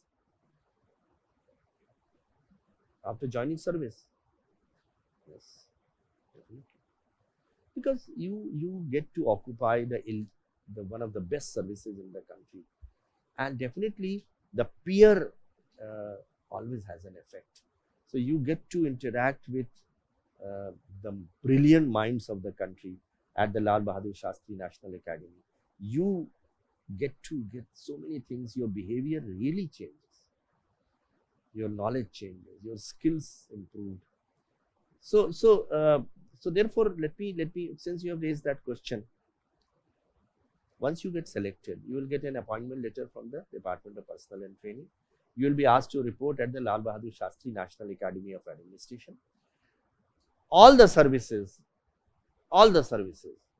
you will be undergoing a 4 months training, which is called as foundation course at the academy. So all services, IRS, IPS, IFS, IAS, they will all be there. So it will give you a lot of opportunity to interact with different services, okay, and gain from the strengths of each one of them. There are normally 400 to 500 people who are at one point of time at the academy, okay. In the academy, during those 4 months foundation course, you will get to hear the best speakers in the country, the best economists, the best people from different psychologists and sociologists and political thinkers, politicians, the speaker, the president of India, the prime minister of India, everyone, you will get to hear their speeches. They will come to academy and deliver your speech. You will be in a position to ask questions also to them. You will be able to get skills of various games and sports.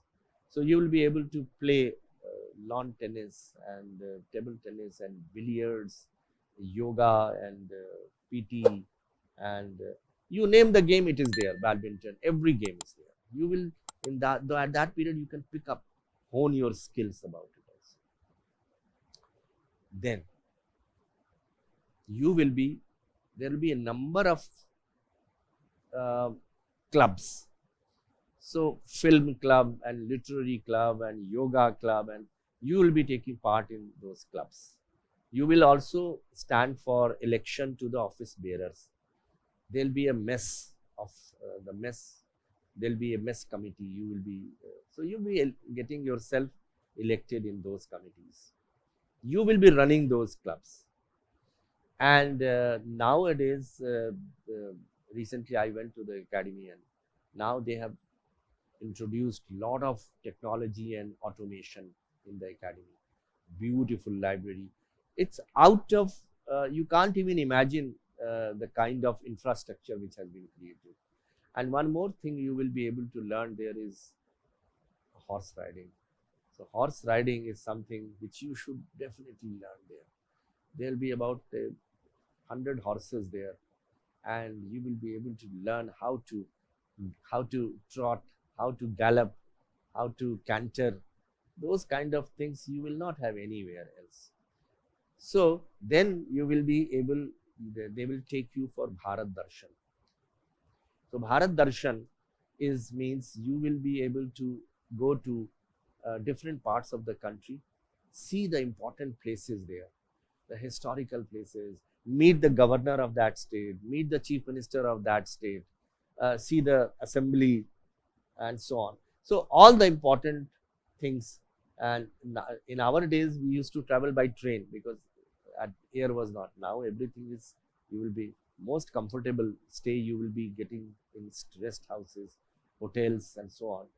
All the important institutions in the country, in various, there are almost 1,000 institutions. You, whichever falls in that area, you will be invited there, and you will be taken round and explained. So that is Bharat Darshan. Then army attachment. So you will be attached with army. It can be in Aizawl, Mizoram, it can be in Silchar, it can be in Jammu and Kashmir, and you will live in those camps for 15 days. Understand how the defense forces work, constraints. It is an experience by itself.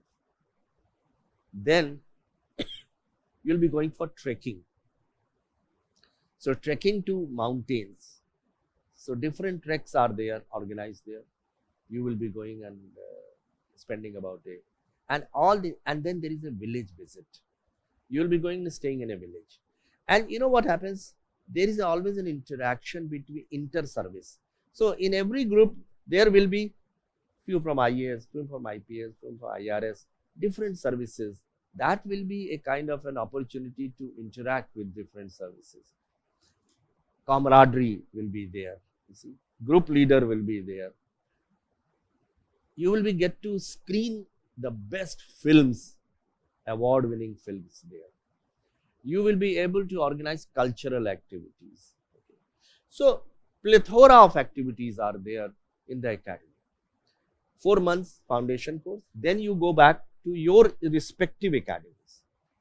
IAS stays there in the academy, but IRS goes to Nagpur, the income tax wale, and the other goes to the Faridabad.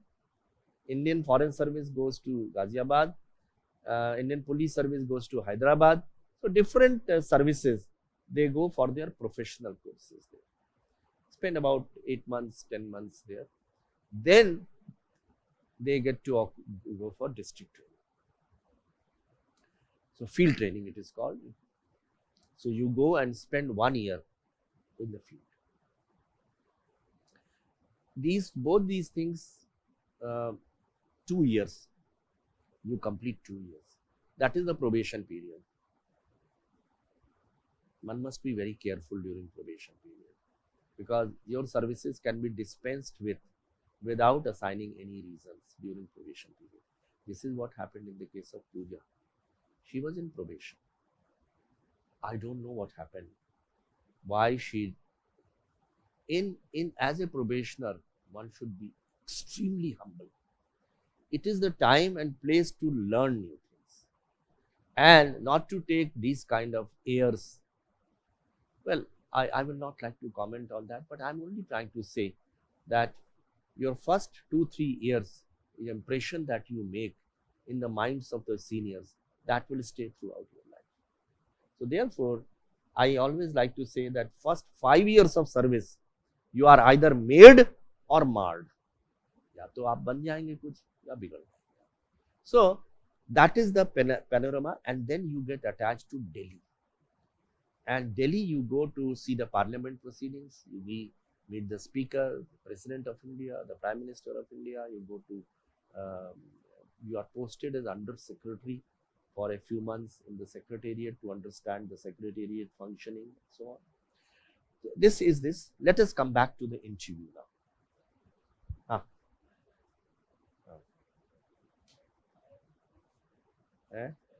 I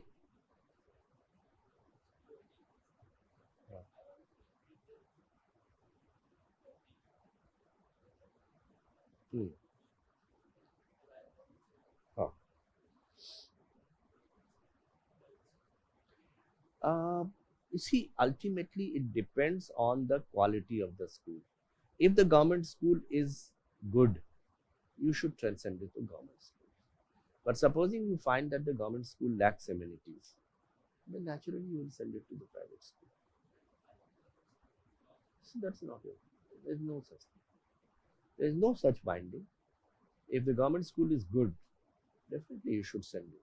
But in case you find ultimately it is your children, you have to teach them the best education. And sometimes it may be necessary to send to the private schools also. There's no such stigma attached to it.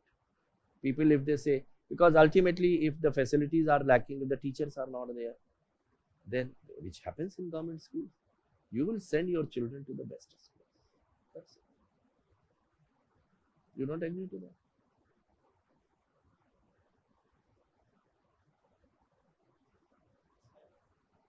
It's a personal choice. It's a personal choice. It's a personal choice. If you want to send them to the government schools, absolutely fine. There's nothing wrong with that.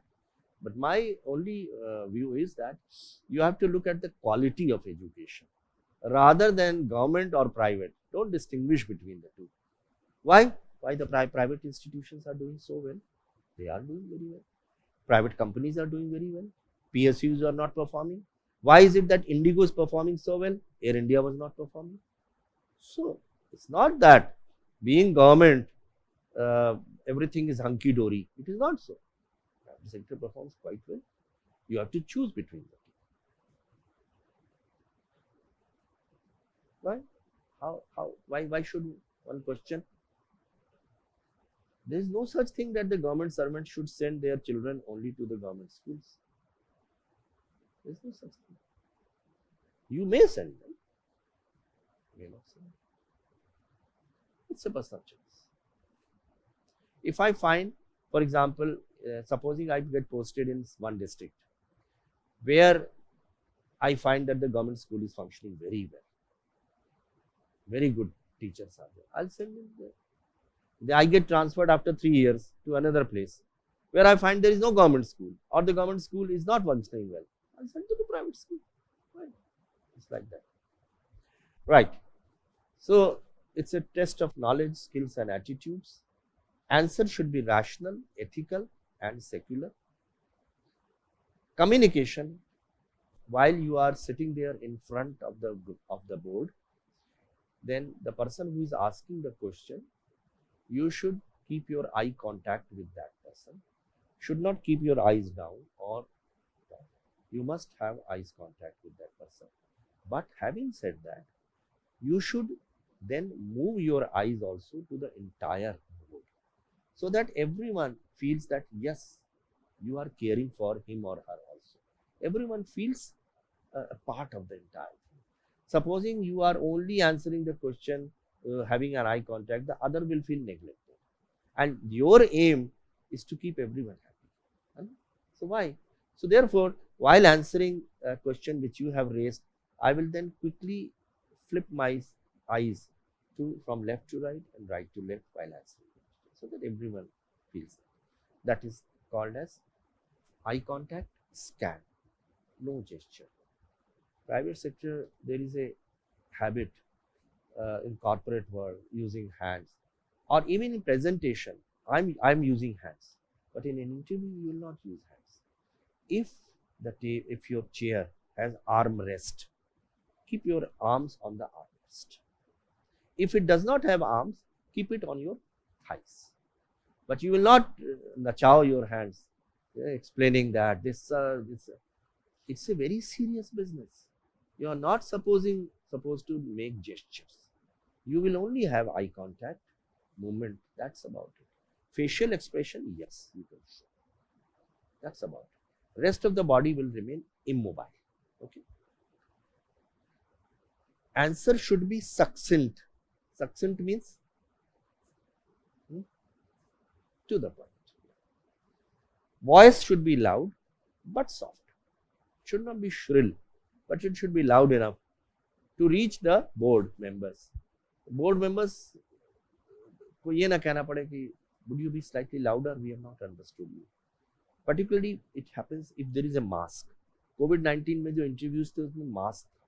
So it should be loud enough to reach the members. There should be modulation in the voice. What is modulation?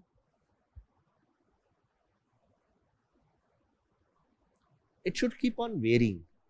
It should not be a flat pitch, because emotions etc.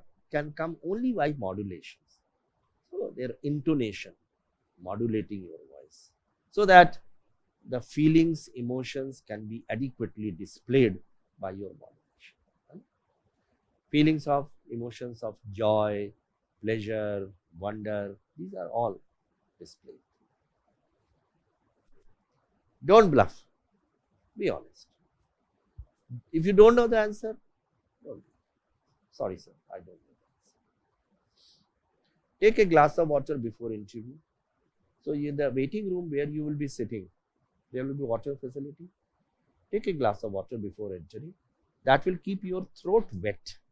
Otherwise, sometimes, you see, appearing for an interview is like singing a song or doing some one-act play in your school days. All the parents are sitting there. and your mouth becomes dry and your legs start shaking. That is the nervousness which you experience. Same thing happens in interview. So don't think that if you happen to have that nervousness or jitteriness, it is anything unnatural. It is not unnatural. It is natural. It will happen. Even when Atal Bihari Vajpayee will make a speech, even then he will feel nervous about it, because that is human nature. But take a glass of water so that mouth does not become dry. And 3 long breaths, because control over your breath brings down nervousness. So before entering the room, while you are about to enter the room, take a long breath, 3 long breaths. That will bring down your nervousness. And say to yourself, I have found it to be very effective. Say to yourself, here is an opportunity which has come to me, and I must accept it. I must make full use of that. Positive thought, self-talk. Hey, after my hard work, I have got this opportunity. I will not let it go. I will make the best use of it. So that is how, and positive thoughts always result in positive results. The book Secret, I am sure some of you might have read, which says that positive thoughts create positive results. Law of positive attraction. If you start thinking very passionately about something, the universe conspires with you and moves in such a way that you achieve that result. So this is how you will, and believe me, the most dicey part of civil service is the prelims. After that, it's not very difficult. 10 lakh people appear, 10 to 12 lakh people appear for prelims, and about 10,000 people. How many get selected for the mains? 14,000. 14,000 people get selected. That is the most crucial stage. After 14,000, how many people are called for interview? 2.5 times the number of seats, or 3 times the number of seats? 3,000 people will be called. So 14,000, it comes to 3,000. And 3,000 also, it is 1 to 3. So that is not very difficult. You will get some service or the other. The only difficult part is prelims, which is dicey. And therefore, CSAT paper, particularly, it is very unpredictable. So CSAT paper, but engineering candidates, they have an advantage. Humanities and arts, they have to slightly prepare more. But once you are clear, I know many people who have expertise in appearing at the prelims. Every time they clear prelims, but then they means somehow they are not in a position to do. But prelims, if you clear, mains and interview, I can assure you, the chances of your selection are very high. Give examples. Yeah.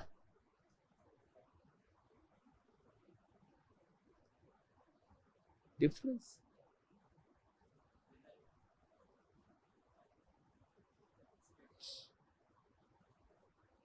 Huh? I have to. Yeah. You take the support, the back of the chair. You take the support. There is no doubt about it. But sit straight with your back on the chair. You don't have to lean forward. Straight. Back of the chair will not be slant. It will be straight. You take this. Keep your hands on the armrest or on the thighs. Okay. Give examples. Every answer which you give, try to give at least one example.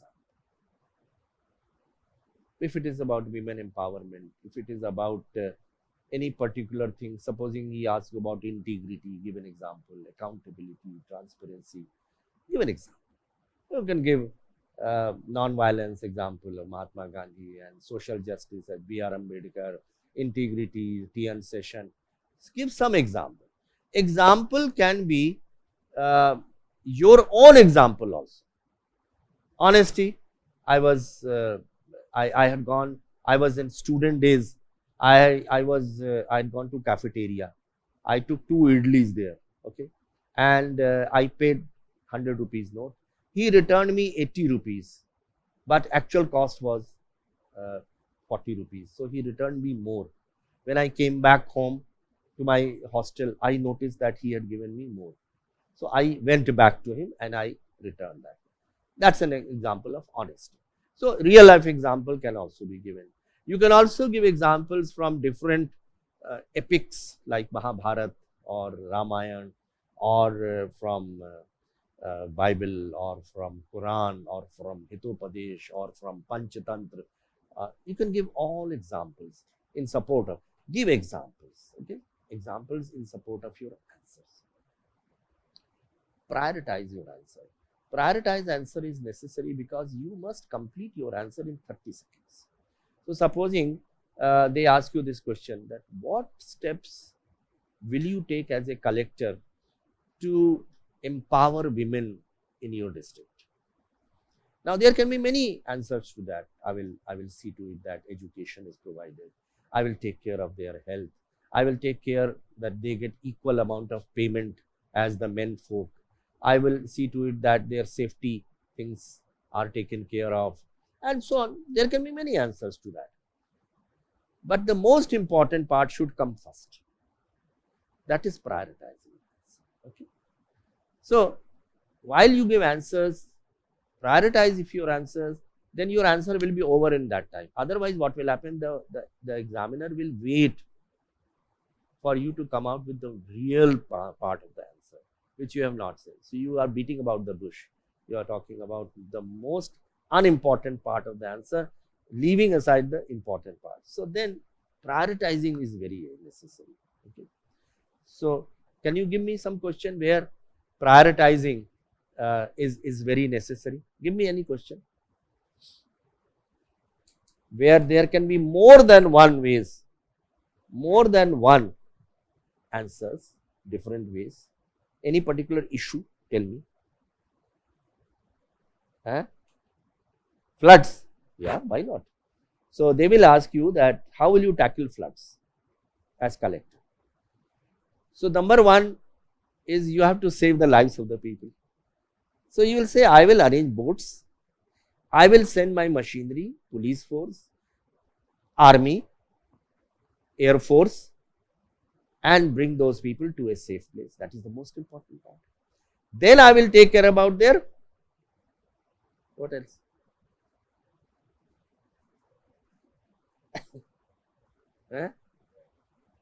Identification of, no, it's a flood. No, your district is having problem of floods. The first priority is the lives of the people. You have to shift those people. Next thing would be food. You have to take care of the food. Number 3 is health. Many of the diseases will spread because of the flood. So there will be many answers, but you must come out with the most important answer first, which is saving the lives. So you will arrange boats, you will arrange helicopters, you will arrange these things. Shift them to a safe location. And what is the safe location? It can be a school building, it can be a panchayat building, it can be any such building. So this is how you will proceed. Okay. Another question. Supposing there is an earthquake and your stakeholders are women, children, senior citizens, tourists, VIPs, patients. In which order or priority would you shift them? This question came in one of the papers also. So now you have to, obviously you will first come up with the, so first you will talk about women, senior citizens, children, hospital patients. Then will come other priorities. Okay. So this is, you have to prioritize your answers because you have to complete in 30 seconds. That is the thumb rule. I'm not saying that there is a binding, but if you exceed that thing, then number of questions you can take is much less than. Does the vast syllabus of general studies for the UPSC prelims overwhelm you to initiate your preparation for the civil services examination? Is your apprehension and self-doubt coming in the way of your success in joining the civil services? Comprehend your preparation for UPSC Prelims 2025 with the Fast Track course targeting general studies with innovative curriculum, revision and mentorship. Starting from 19th November at 1 p.m., the course offers coverage of UPSC GS Prelims subjects, dedicated mentorship support and guidance for performance maximization, access to PT 365 classes for current affairs preparation, sectional mini tests for regular assessment and performance, personalized student portal to access study material, access to live and online classes. Enroll today and make prelims your stepping stone to proceed to the UPSC mains. Completing the syllabus without proper knowledge of current affairs will not take you far in the UPSC Civil Services examination. Regulate and transform your preparation with complete coverage of news of relevance. Get a concrete hold of current affairs for UPSC CSE with Vision IS Monthly Current Affairs Revision Program starting from 20th September at 5 p.m. The program is your guide to get comprehensive news on one platform sourced through relevant resources such as The Hindu, Indian Express, Economic Times, PIB, Yojana and others. Enroll for complete coverage of current affairs including Indian polity and constitution, economy, international relations and more. Comprehensive assessment of preparation through MCQs and mains-oriented questions. Expert support through personalized mentoring and online doubt resolution.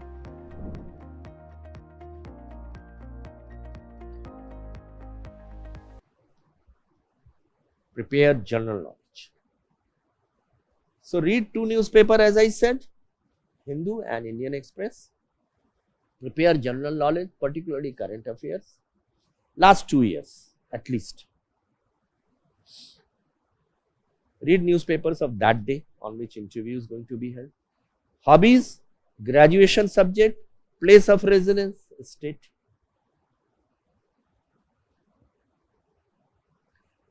Companies where you have worked up. Turnover, profit, all those things. If you know part of the answer, give that. Don't say, I do not know. Part of the answer. You say, sir, you start with that answer and you say, sir, I know only this much. Which is fine.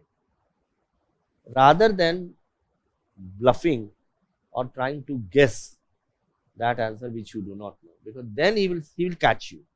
They will say, this fellow you are trying to bluff. So give that part which you are certain. Too much of facts, figures, you don't have to worry in the interview. Some basic things you should write on a piece of paper. What are those things? Economic parameters. Do write all economic parameters of the country on a piece of paper and prepare them. So the GDP, the inflation rates, balance of payment positions, that exports, imports, foreign exchange, repo rate, reverse repo rate.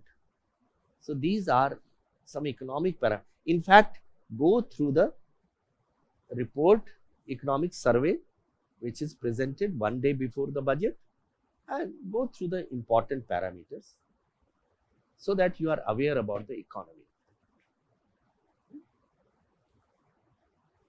Do read some more things which I always like to say. Good governance. What is good governance? They will ask you this question. If you become the collector, how will you reduce corruption in your district? So then, what answer will you give me? By using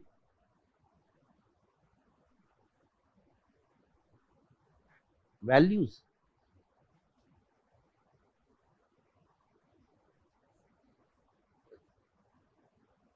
So be specific. How will you do that?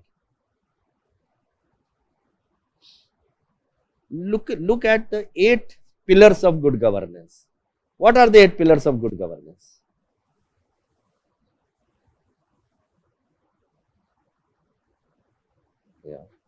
Yeah. Now convert them into actionable points. Responsiveness. Responsiveness is public grievances. So you will allocate some time of the day, 1 hour, 2 hours, to hear the public grievances. You will do lot of touring. That will ensure participatory. You participate with the people. Go to the welfare associations. Go to the villages. Sit with those villagers. Learn their problems. Try to remove those problems. You will see to it that technology is used. Technology will help you in detecting the movement of the files and ensuring that the people do not sit on the files for a long time.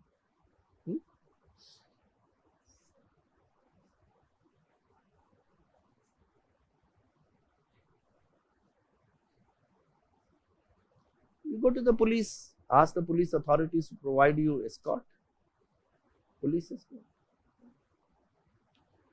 But you will not buckle down because these threats will keep on coming. And you have to take precaution for yourself and your family. You talk to the police authorities. They will provide you a police escort. They will provide you a personal security officer. There is no problem on that. Okay. So, the good governance principle itself, you will be able to find out answers to bring down the corruption. The use of technology, public grievances, touring, meeting people, going to the associations, popularizing your mobile numbers, making it very, very public so that anyone can ring you up. I was the collector for 9 years and I used to popularize my landline. Those days mobile phones were not there. So landline numbers, I used to tell everyone that if there is any problem, you can ring me up on this number. Whenever there used to be a fire or terrorist activity or an accident, police used to reach later, I used to reach first. I always used to keep a vehicle at my residence. The moment, you see, in a district, you will be the collector, you will have 2 eyes and 2 ears. But if there are 10 lakh people in the district, so how many eyes do you have? 20 lakh eyes and 20 lakh ears. If you popularize your number, that person, if there is something happening there nearby, he will immediately ring you up, sir, there is a fire here, and I will immediately take my PSO and rush to that place. So that is how the responsiveness comes. Responsiveness is one of the most important quality of a civil servant. So such kind of questions they are going to ask you. So good governance, citizen-centric governance, these are some of the concepts you should prepare very well. Role played by the institutions like Election Commission of India, Reserve Bank of India, CBI, CBC, Lokpal, Competition Commission of India. So there are many constitutional institutions and other institutions. What is the role that they are playing? Prepare about them. Then role played by United Nations and its institutions. So UNESCO, UNIDO, ILO, and WHO, read about them. Global problems, sustainable development goals. These are some of the things which in interview and current problems, as I said, Russia-Ukraine war, Israel, Hezbollah, yeah. So these things which are happening all over the world, climate change, terrorism, drugs, migration, they can ask you your opinion about that. Okay. Then they can ask you about government schemes. How do you think Ujjwala has benefited the women folk? Can you tell me how Ujjwala scheme has benefited the women folk? Okay, number one is health hazard chances because the smoke, because they used to cook food using firewood, and firewood created smoke which used to affect their eyes as well as the respiratory system. So they used to suffer from asthma. So Ujjwala means those who are BPL, they will get free connection, LPG connections. So one is the health. What are the other, in what way other things have been helped because of Ujjwala? Time, okay, time, correct. Challenging patriarchy, okay, all right, challenging patriarchy, okay. Then what else? Yeah, the drudgery and the time, you have to go and collect the firewood. So the drudgery of going there and also the time taking, that also is there. And what else? Trees had to be cut. So the environmental degradation which was happening, now the trees will not have to be cut, the LPG cylinders will be there. So it will be contributing to the environmental sustainability also. So this is how they may ask you this question. They may ask you a question about Swachh Bharat, Pradhan Mantri Jan Awas Yojana, or Manrega, what is social audit. So anything and everything in the current affairs, any scheme which has been launched by Government of India, prepare about that. Okay. Now, in case of a controversial topic, read some of the controversial topic. There will be many. Article 370. Pardon?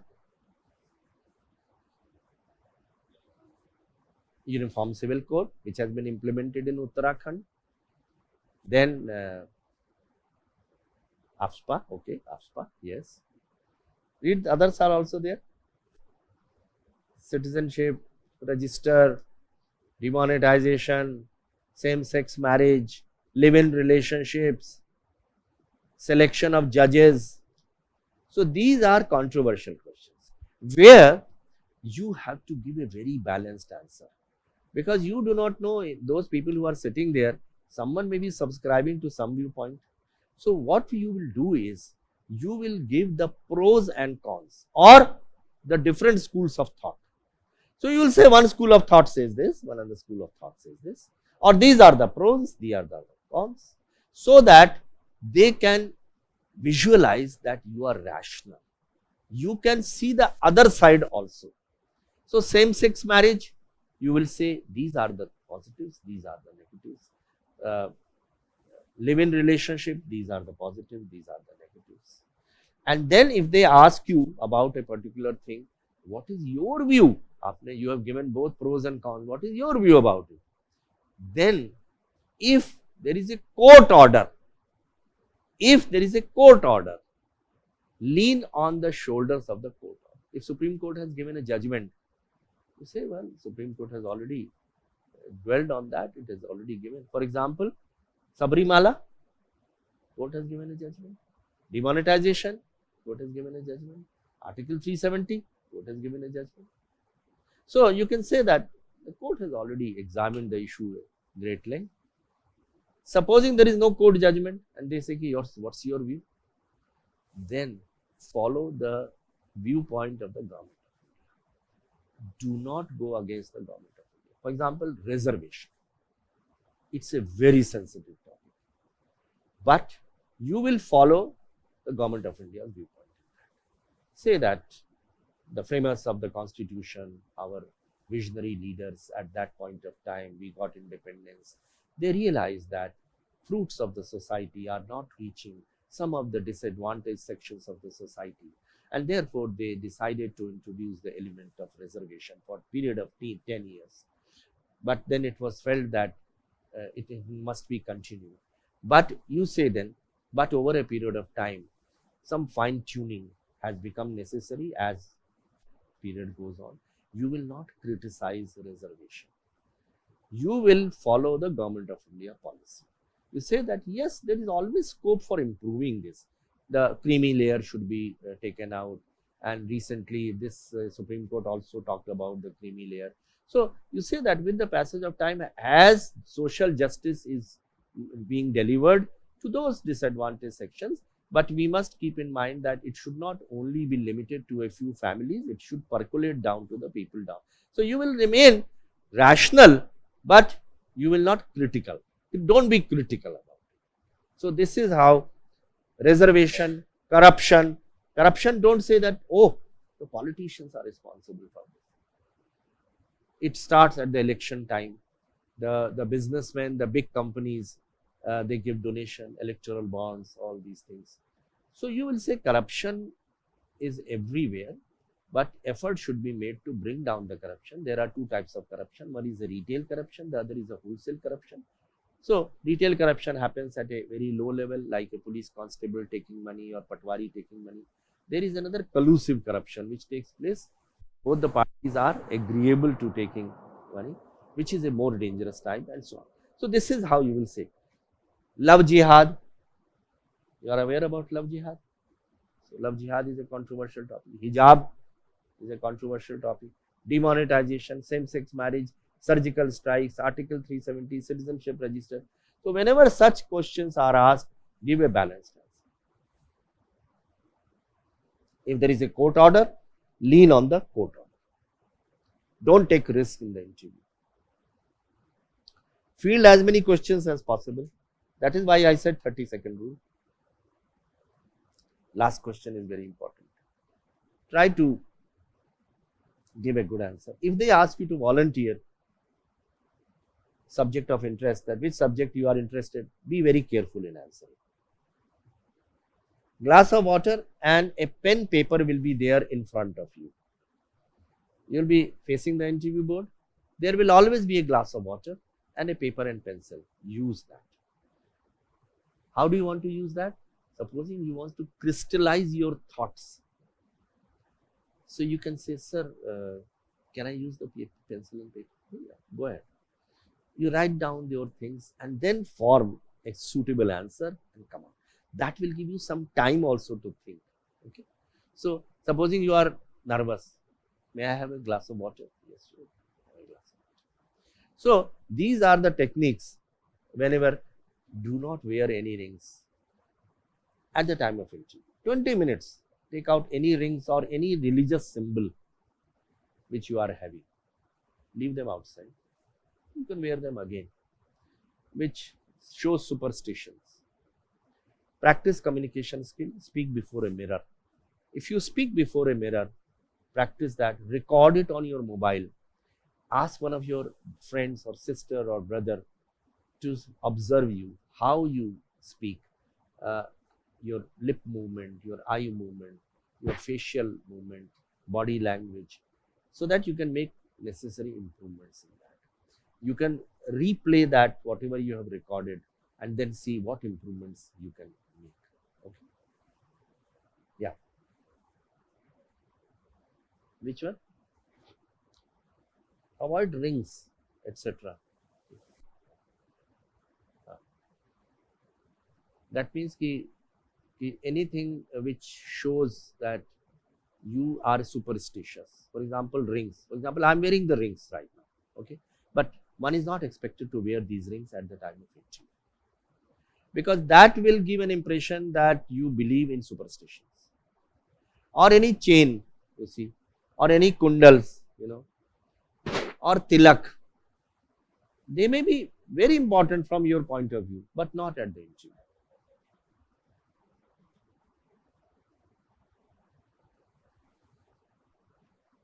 I'm saying that don't wear anything. That's what I'm saying. Don't wear these things.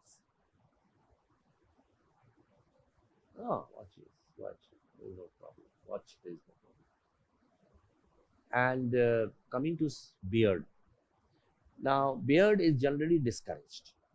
If you can get rid of your beard for one interview, there is nothing wrong with that. But if you have to sport a beard, then keep it very trimmed. It should not be irregular. So that is it's fine. If you keep it trimmed like Virat Kohli, so you can do that. There is nothing wrong with that. And second is properly combing of the hair. Then comes the dress. The dress is never wear sport shoes, never wear slacks, never wear jeans. You should wear very, very sober dress. So a pant and a shirt. Even a tie is not necessary. If you are comfortable wearing a tie, you can wear that. In winter season, you can wear a coat, but don't wear a sports blazer. It should be a formal coat. Okay. As far as the women candidates are concerned, we always say as a word of caution that you wear a sari. Now, you may think that I am trying to be against the freedom, but look, reason I will give you. In the panel, there may be a lady, there will be a lady, there will be many people who may have some old thoughts also. Okay. So, sari is still regarded as the most formal dress and a very decent dress. Okay. So, for if you do not wear a sari, there is nothing wrong with that. You can wear a salwar kameez, you can wear slacks, you can wear trousers, everything is fine. But why give a chance to the board to unnecessarily get prejudiced for something? Here you are not supposed to cause any action which can cause prejudice or bias. Oh, after the interview you say, oh, what kind of dress she was wearing? Now, it may be totally wrong, but what is your aim? Your aim is to get marks. So, if you have to wear a sari for 20 minutes or half an hour, take that chance. I know some people say, I can't handle a sari. It's very difficult to wear a sari. You have to practice that, of course. But wearing a sari gives a very sober. My suggestion, a humble suggestion to all of you, is that even though there is a complete freedom, but wear a sari. Okay. Even when you will get selected for all formal functions, 15th August, 26th January, the visit of Prime Minister, visit of Chief Minister, the lady officers, always wear a sari. That is the formal dress. So, just is that. Okay. So, interview judges your personality and caliber, and particularly not your knowledge. Not so much knowledge. Knowledge, as I said, current affairs, yes, they will judge. But otherwise, they will like to judge your personality, how creative you are, how positive you are, how optimist you are. So, mental alertness. You must be very mentally alert. Listen to the question. But if you have not understood the question, do request them to repeat the question. Because supposing you have, out of shyness, you don't ask them to repeat the question, and they have asked some other question and you are answering some other question. Unnecessarily, the entire thing will become foppa. So, may I, sir, would you kindly repeat that question? Critical power of assimilation. You should be able to critically examine positive, negative, pros, cons, merit, demerit. Clear and logical. It should be very succinct, clear, logical. You should not give a very vague answers, very clear cut answers. Balance of judgment. Whenever you give an answer, it should be balanced answer. It should not be tilted. It should not give an impression that you are favorably inclined to one religion or one sect or one group. So, that prejudice should not get displayed. That, for example, you may say that, sir, rural people, they suffer from this thing, or women, they have this problem. This is totally unacceptable at that point of time. Sense of proportion, variety and depth of interest. So, whatever you prepare it so that you can answer the second supplementary and first supplementary and third supplementary. Social cohesion. Always your answer should display that you are inclined for social cohesion between different groups of people. So, the downtrodden people, social cohesion between various religions. So, that is the impression they should get. Interpersonal relationship skills. So, how to work together like a team. Team, they may ask you about various questions about what is the importance of interpersonal relationships. So they would like to test, sorry, that in a district you are the collector.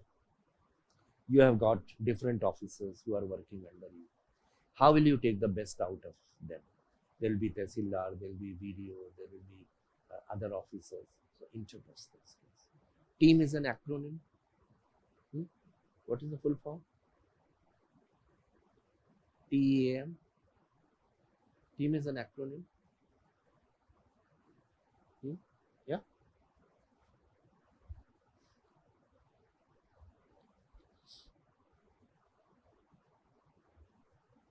Learn some of the acronyms also.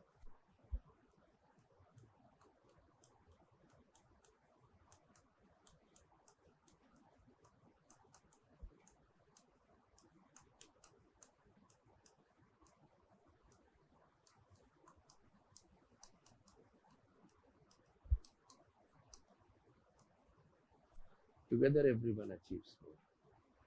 So they may ask you many such things, acronyms also. What do you understand by elevator presentation? What is elevator presentation? Short presentation. Right? Only that much time which an elevator takes from top to bottom. So such kind of things. Leadership skills. What are the different types of leaders? They would like to ask you about how a flood situation you will manage, how a law and order situation you will manage, how a high caste people and low caste people, they are fighting, they have ostracized the scheduled caste, what leadership qualities you will show. So hypothetical situations they will ask you. Human attitude, sensitivity towards people who are suffering, scheduled caste and others, the weaker section. Overall personality, your warmth, sincerity, keenness, desire to learn. Supposing you have given an answer which is wrong and they correct it, would you like that? Say, they will ask you, do you think or there is something wrong? Would you like to correct your answer?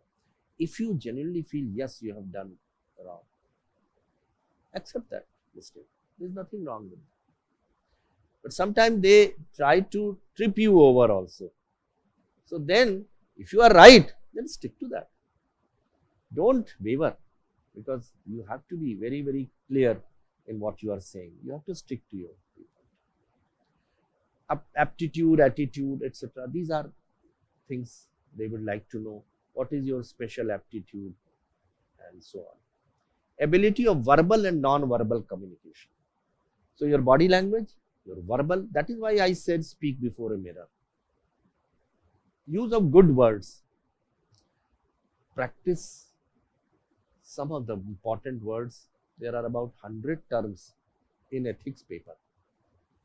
If you learn them, which are the key words, you will be able to use those words at appropriate places, not only in GS4 paper but also in interview. So words like accountability, transparency, responsiveness, consensus building, equity, justice, faith, compassion, empathy, rule of law, efficiency, effectiveness. So these are some of the words. Try to understand their meaning and use them appropriately whenever you are asked some question. So there are other things like clarity, comprehension, real life examples, and confidence, comfort, dress, grooming, body language, motivation and enthusiasm. How enthusiastic. You should not remain glum faced. In fact, during your interview, occasionally do smile. At least twice you should smile in 20 minutes. So, which will give an impression that you are very positive looking, you are smiling, not glum faced. And honesty in responding to the questions, public service orientation. So they can ask you even simple question, what do you understand by a public servant? What is the definition of a public servant? A very, otherwise a very simple word, but sometimes we don't know the definition. So public servant is one who serves the people and gets salary from the public exchequer. That is called a public servant. Okay. So you must know that duties of a public servant. How better the candidate is from other candidates. Basically, it is a process of elimination. So you have to work better than the others. You have to remain 1 or 2 steps ahead of others, ultimately because it is a competition. So try to read as much as possible. But one day before the interview, take a good rest, a good sleep, reach the interview place at least 1 hour before. Go to that interview place 1 day before to have an idea where that interview, UPSC Dolpur House. And on that day, take a good transport so that you can reach in time. You are not huffing and puffing while you are running inside the UPSC. And if you do these things and prepare on these lines, I can assure you your interview will be very good. There are some things, standard questions. Introduce yourself. Normally these things are done in corporate interviews, but sometimes in civil services also. Because introduction is not so much necessary because they have got all the papers in front of them. The DAF is in front of them. So they will not ask this question. But they do ask about your parents. Ek to, what is the meaning of your name? They will ask you. And what is the occupation of your parents? In fact, that is written. Oh, your parents are agriculturalists. Okay, do you assist them in their agriculture? What are the different agricultural crops that your family is sowing? Can you tell us? Which are the 3 major agricultural crops? So, Kharif and Rabi and Zad. Okay. What are the modern techniques in agriculture? So, even though the occupation is belong your father's, but they may ask you questions about your parents as well. If your father is a police inspector, they may ask you about corruption in the police. So, be prepared about the occupation of your parents also. Your place, state of domicile, schooling. Why did you particularly go to this school? Any reasons? Or this college? Okay. So, that also you should be ready, that why you went to that college. It was good. For example, some college may be very good in commerce, so I went to this college. Or some college, I found that the campus placement is very good, so I went for that. You can give reasons for that. Your own SWOT analysis, you should know. But weakness, don't show your weaknesses. Your weaknesses should be showed actually, which are actually your strengths. For example, one of the weakness you can tell that I am too persistent. Unless and until I achieve things, I keep on hammering that thing. You are showing it as a weakness. Actually, it is your strength. So, don't give that weakness that I become very angry. Don't show that. You should show your strength, but try to reword them in such a way that it is your weakness. Actually, it is your strength. Are you understood what I am saying? Hobbies, interest, vision and ideologies, and real-time situations, which I told you. Basically, the GS4 paper part B deals with the real-life situations. So, prepare well on that. They are the ethical dilemmas. Body language, out-of-box questions. So, some question will be totally out-of-box. Let me tell you one question which came. So, a candidate was asked that supposing you get an option of out of 2 jobs, which one will you pick up? One, a civil servant having a salary of 1 lakh rupee per month, or the employment as a driver having 10 lakhs of rupees as the salary. So, you know what he answered? He said, I would like to be a civil servant with 1 lakh salary. He said, why? He said, because I don't know driving. So that was a witty answer which he gave. I don't know driving. So therefore, I will not opt for that. Someone asked, took out the handkerchief from his pocket and he said, what is this? He said, sir, it's a descriptive pronoun. This. What is this? So he said, this is a descriptive pronoun. Again, a witty answer, you see. So sometimes out of box question may also be asked, in which you can give some witty answers. But don't do shero shari there. Some people do that. They will start narrating a shloka or a shari. Otherwise, maybe fine. Not at that. First of all, you will be losing time unnecessarily. 20 questions you must take at that.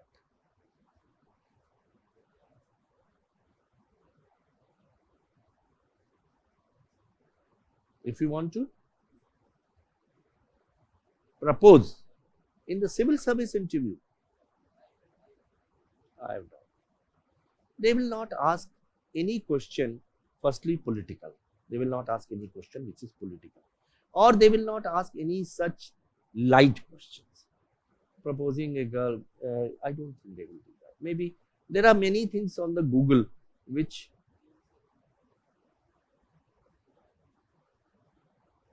mock interview, maybe.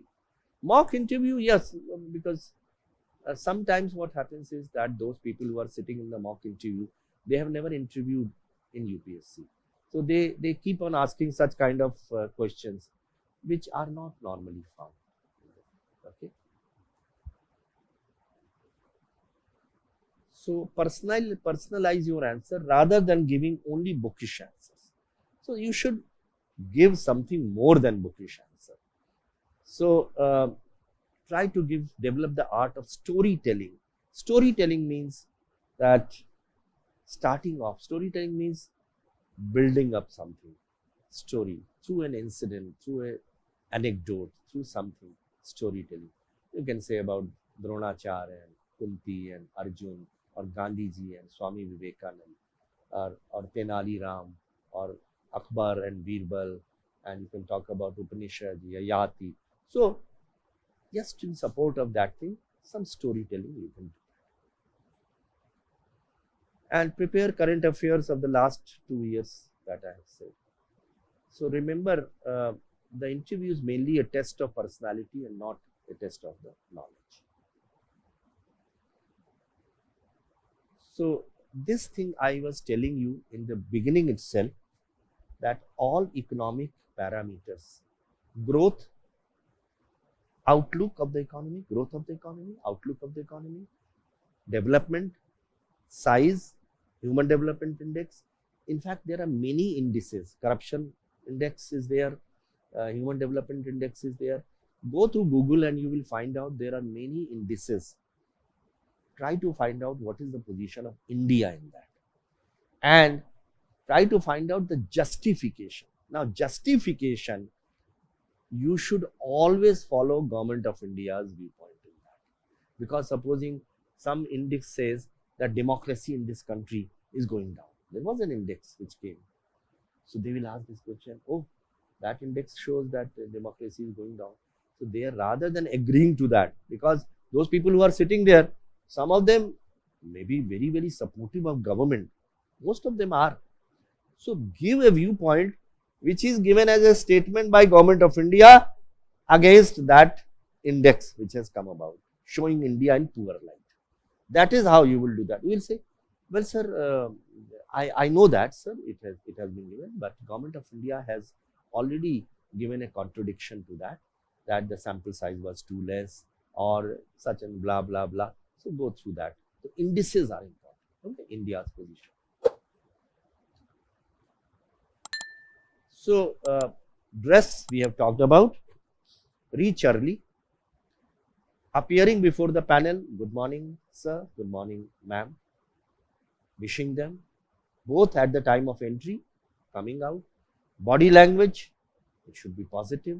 Smiling. Eye contact. Begin with sir, madam. Do's and don'ts. 30-second rule. Giving the answer, not more than 30 seconds. No counter question. Supposing they said, why are you wearing the pink shirt? So don't give an answer. Why shouldn't I wear a pink shirt? That's a counter question. Don't say that. It's offensive. Okay. Why? There is no reason why I should not wear. I like it. So you say that I have a liking for the pink color. That is why I'm wearing this shirt. Don't give any superstitious answer also. that this is Thursday and on Thursday one should wear a pink color. You simply say that, but give a full sentence. But sir, I have a liking for pink color, which is light, and therefore I wear this. That is a good answer. Don't use slangs. So slangs, in English language there are many slangs. Don't use slangs. You don't have to use Shashi Tharoor language either. Simple language. Mahatma Gandhi's experiments with truth and discovery of India by Pandit Jawaharlal Nehru, they were all very simple English. Don't argue with them. If you find that your viewpoint, one of the members, is not agreeable to that, so you know what you will do? You will say, yes sir or yes ma'am, I see your point, I see your point. It is definitely one of the very important things which you have made out. But sir, there is another viewpoint which I would like to mention before. So he or she will not feel offensive about it. You are respecting her or his viewpoint or judgment, but you are giving another viewpoint to that. This is how you will never argue with them. Don't insist on completing your answers. Supposing the member interrupts you in between, don't say, let me complete my answer. Don't do that. Some people do that. Sir, let me complete, you will find the answer once I complete that. They have a right to interrupt you, but you don't have a right to interrupt. So, whenever they say interrupt you, stop.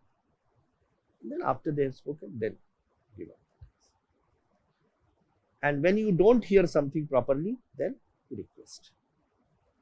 You can lead the interview to your strong point. So, supposing you are good in certain things, in sports or leadership theories, you can give your answer in such a way, use that word which you are strong at, so that the next question can be on that thing. For example, you can talk about leadership, and then he will say, all right, tell me the different types of leaders who are there. So you'll say autocratic and democratic, or something. For example, they say that you lead them to environment and climate change, which is your strong point. So they will then ask you, what is IPCC, what is Paris Convention, how basically is trying to lure them to the point which is your strong point. I'm not saying it is easy to do that. They are also very intelligent people, but you can make an attempt that move them to the strong point. If you are not in a position to answer that, it will backfire. But then you should be very clear in your mind that I know very much about this particular thing. Then you should do that. If you don't, then it will backfire. But then one should be 100% sure when you are trying to take him to that area. Because supposing everything is not known to us also, we may ask some question which we may not know. But certain things you can try. But that is decided at the spur of the moment. There is no such hard and fast rule how it will be done. It will be done at that point only. Supposing you are very good in your climate change or football or cricket or something, economics or public administration, then try to lure them to that particular thing.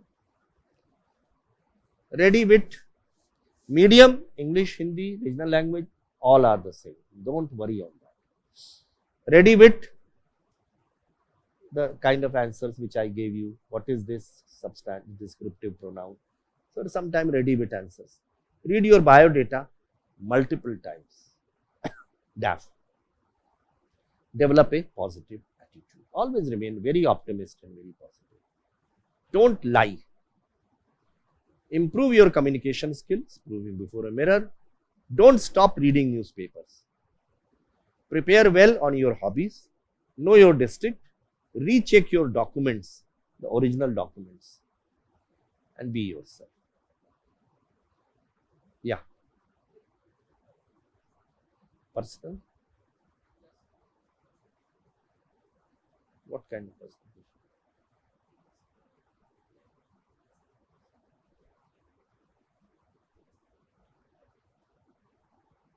You should, because you should be honest in your answers. That is what I say. Don't lie means because they will come to know about it sooner or later. So then it will create a wrong impression. They may catch you also. So that's about the interview. Any questions if you have?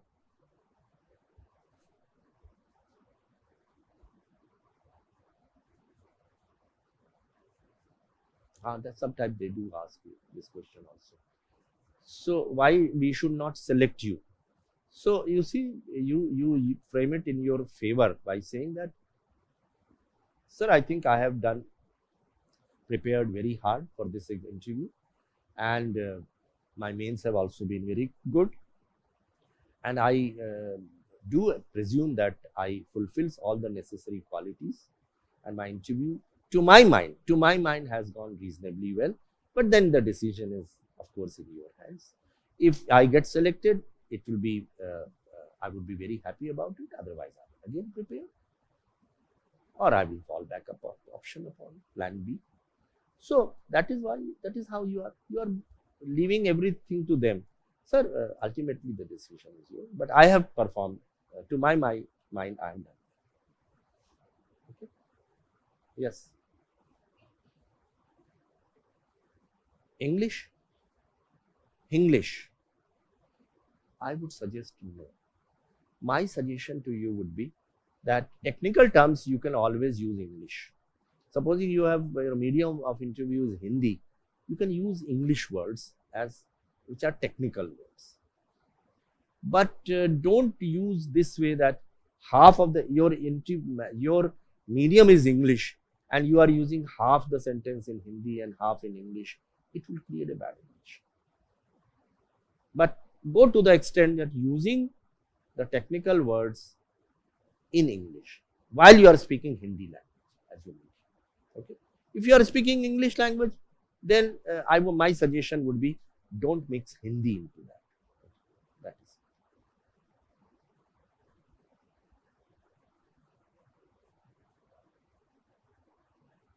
Yeah.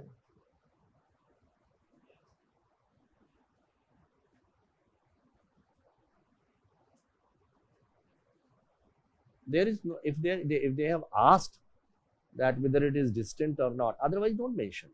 You have got a degree which is as good as any other degree. They can ask you in interview. Don't lie. Tell them yes, it was a distant degree, because distant degree also carries the same importance. Write only that much which is necessary to be told. Give that information only which is necessary. Don't give more than that. Okay.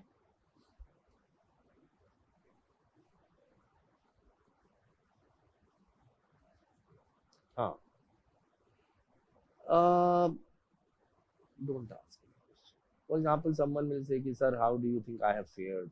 What question will you ask? First of all, tell me, to the panelists. It will appear very audacity on our part. You say, sir, thank you very much, sir.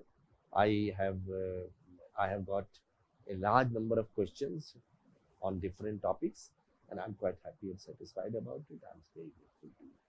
I don't think one should ask any question from the panelists. But if they ask you that if there is any area where you would like us to ask question, as I gave you that thing, in case your interview has not gone well, then you can volunteer. Otherwise, don't ask me question to them. Okay. Just thank them. Thank you very much, sir. Thank you, ma'am. It was a great learning experience for me to appear for them.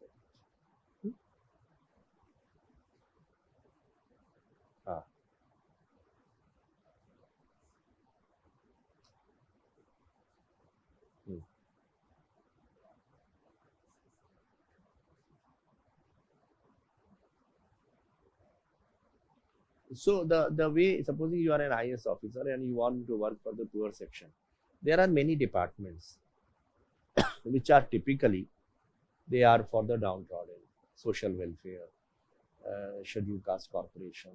So you can go and request the chief secretary that, sir, I am fond of working for the poor people. So I will be grateful if you post me in these departments. They may or may not accede to your request, but you can definitely express your views.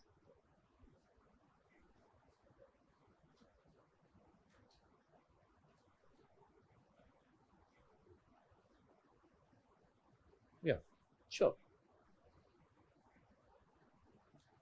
Surely. You can mention a book also, you can mention a reputed person also, Amartya Sen and other economists. You can definitely do that. Definitely. There is no doubt about it. Because that is coming from a authoritative source.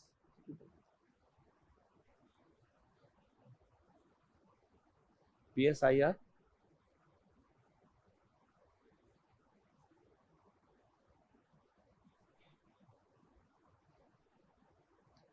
So that is why I said only mention the quotes of those people only who are generally well-renowned people. Otherwise, they will say, who is he? So unnecessarily then you'll have to do a lot of explaining. So mention only those quotes. I mean, for example, when we make a quote, then quote given by Sardar Patel or Vivekanand or Gunnar Myrdal or Kofi Annan. So the very reputed people, Rabindranath Tagore, that is better, which is well known in the public domain. Okay.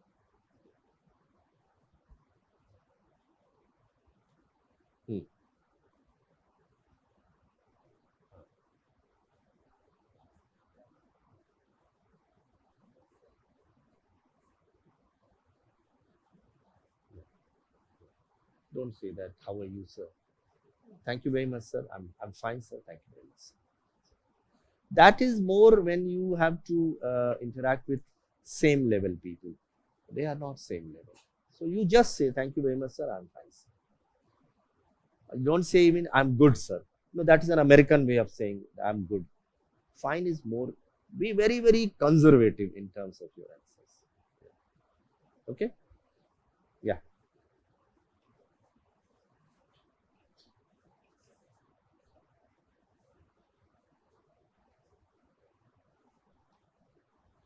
So yes, there was a candidate in the mock interview also and in main interview also.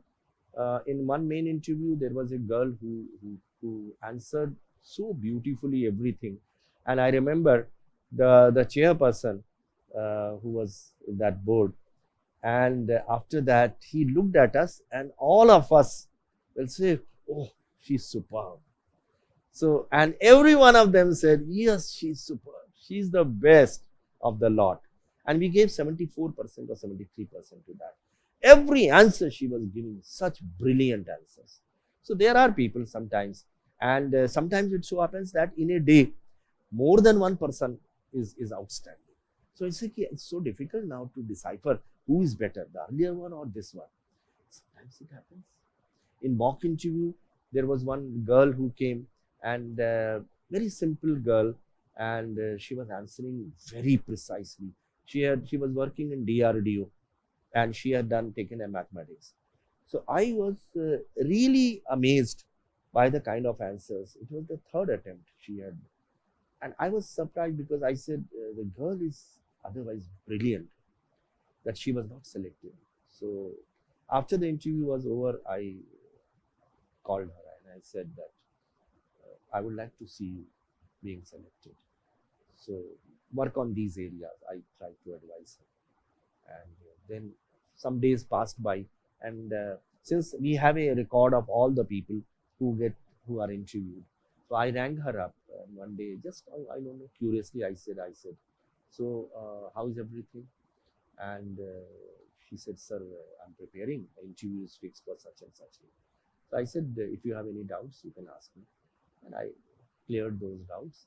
She was a very humble girl, simple girl, but I thought that she should get selected. Well-meaning girl. So she then appeared, and I forgot about it. One day I got a call, and she said, sir, I'm such and such, sir. Sir, you remember you had taken my mock interview, and then you had told me that you would like to see me getting selected. Sir, I have got 23rd position in all India. So I congratulated her, and I said, excellent, very well. And she said, I'm going to the academy. That was a very good feeling, and she went to the academy. Vaishali is the name of the girl, Vaishali. And even now she keeps on ringing me up She's posted in a Sultanpur district of Uttar Pradesh, got UP cadre, and she was facing some problems from a politician. So she was asking me, sir, how do we deal with such situations and so on. So there you will find many times in my interview, I found in UPSC also and mock interview, where oh, here is a person, he'll get selected. And it kind of a sixth sense comes to you, and it gives a very great feeling when the person gets selected. A doctor got selected. He was from Chandigarh only, and I could see that he's brilliant. He was a doctor, and he got selected, and he came to me, rang the bell at Chandigarh. He said, sir, I'm that person. You remember, sir? So he brought a bouquet. Sir, thank you very much, sir. Because of your guidance, I got selected. He got Punjab card. So such things happen, and I try to keep in contact with my also candidates. So therefore, I always like to leave my mobile number also with any one of you have any thing to contribute or talk to me. I always do that. Of course, there are many experiences in the civil service which will take a long time to explain. Maybe some other time I will tell you what are the challenging things which will happen to you when you do that. Okay, all the best to you.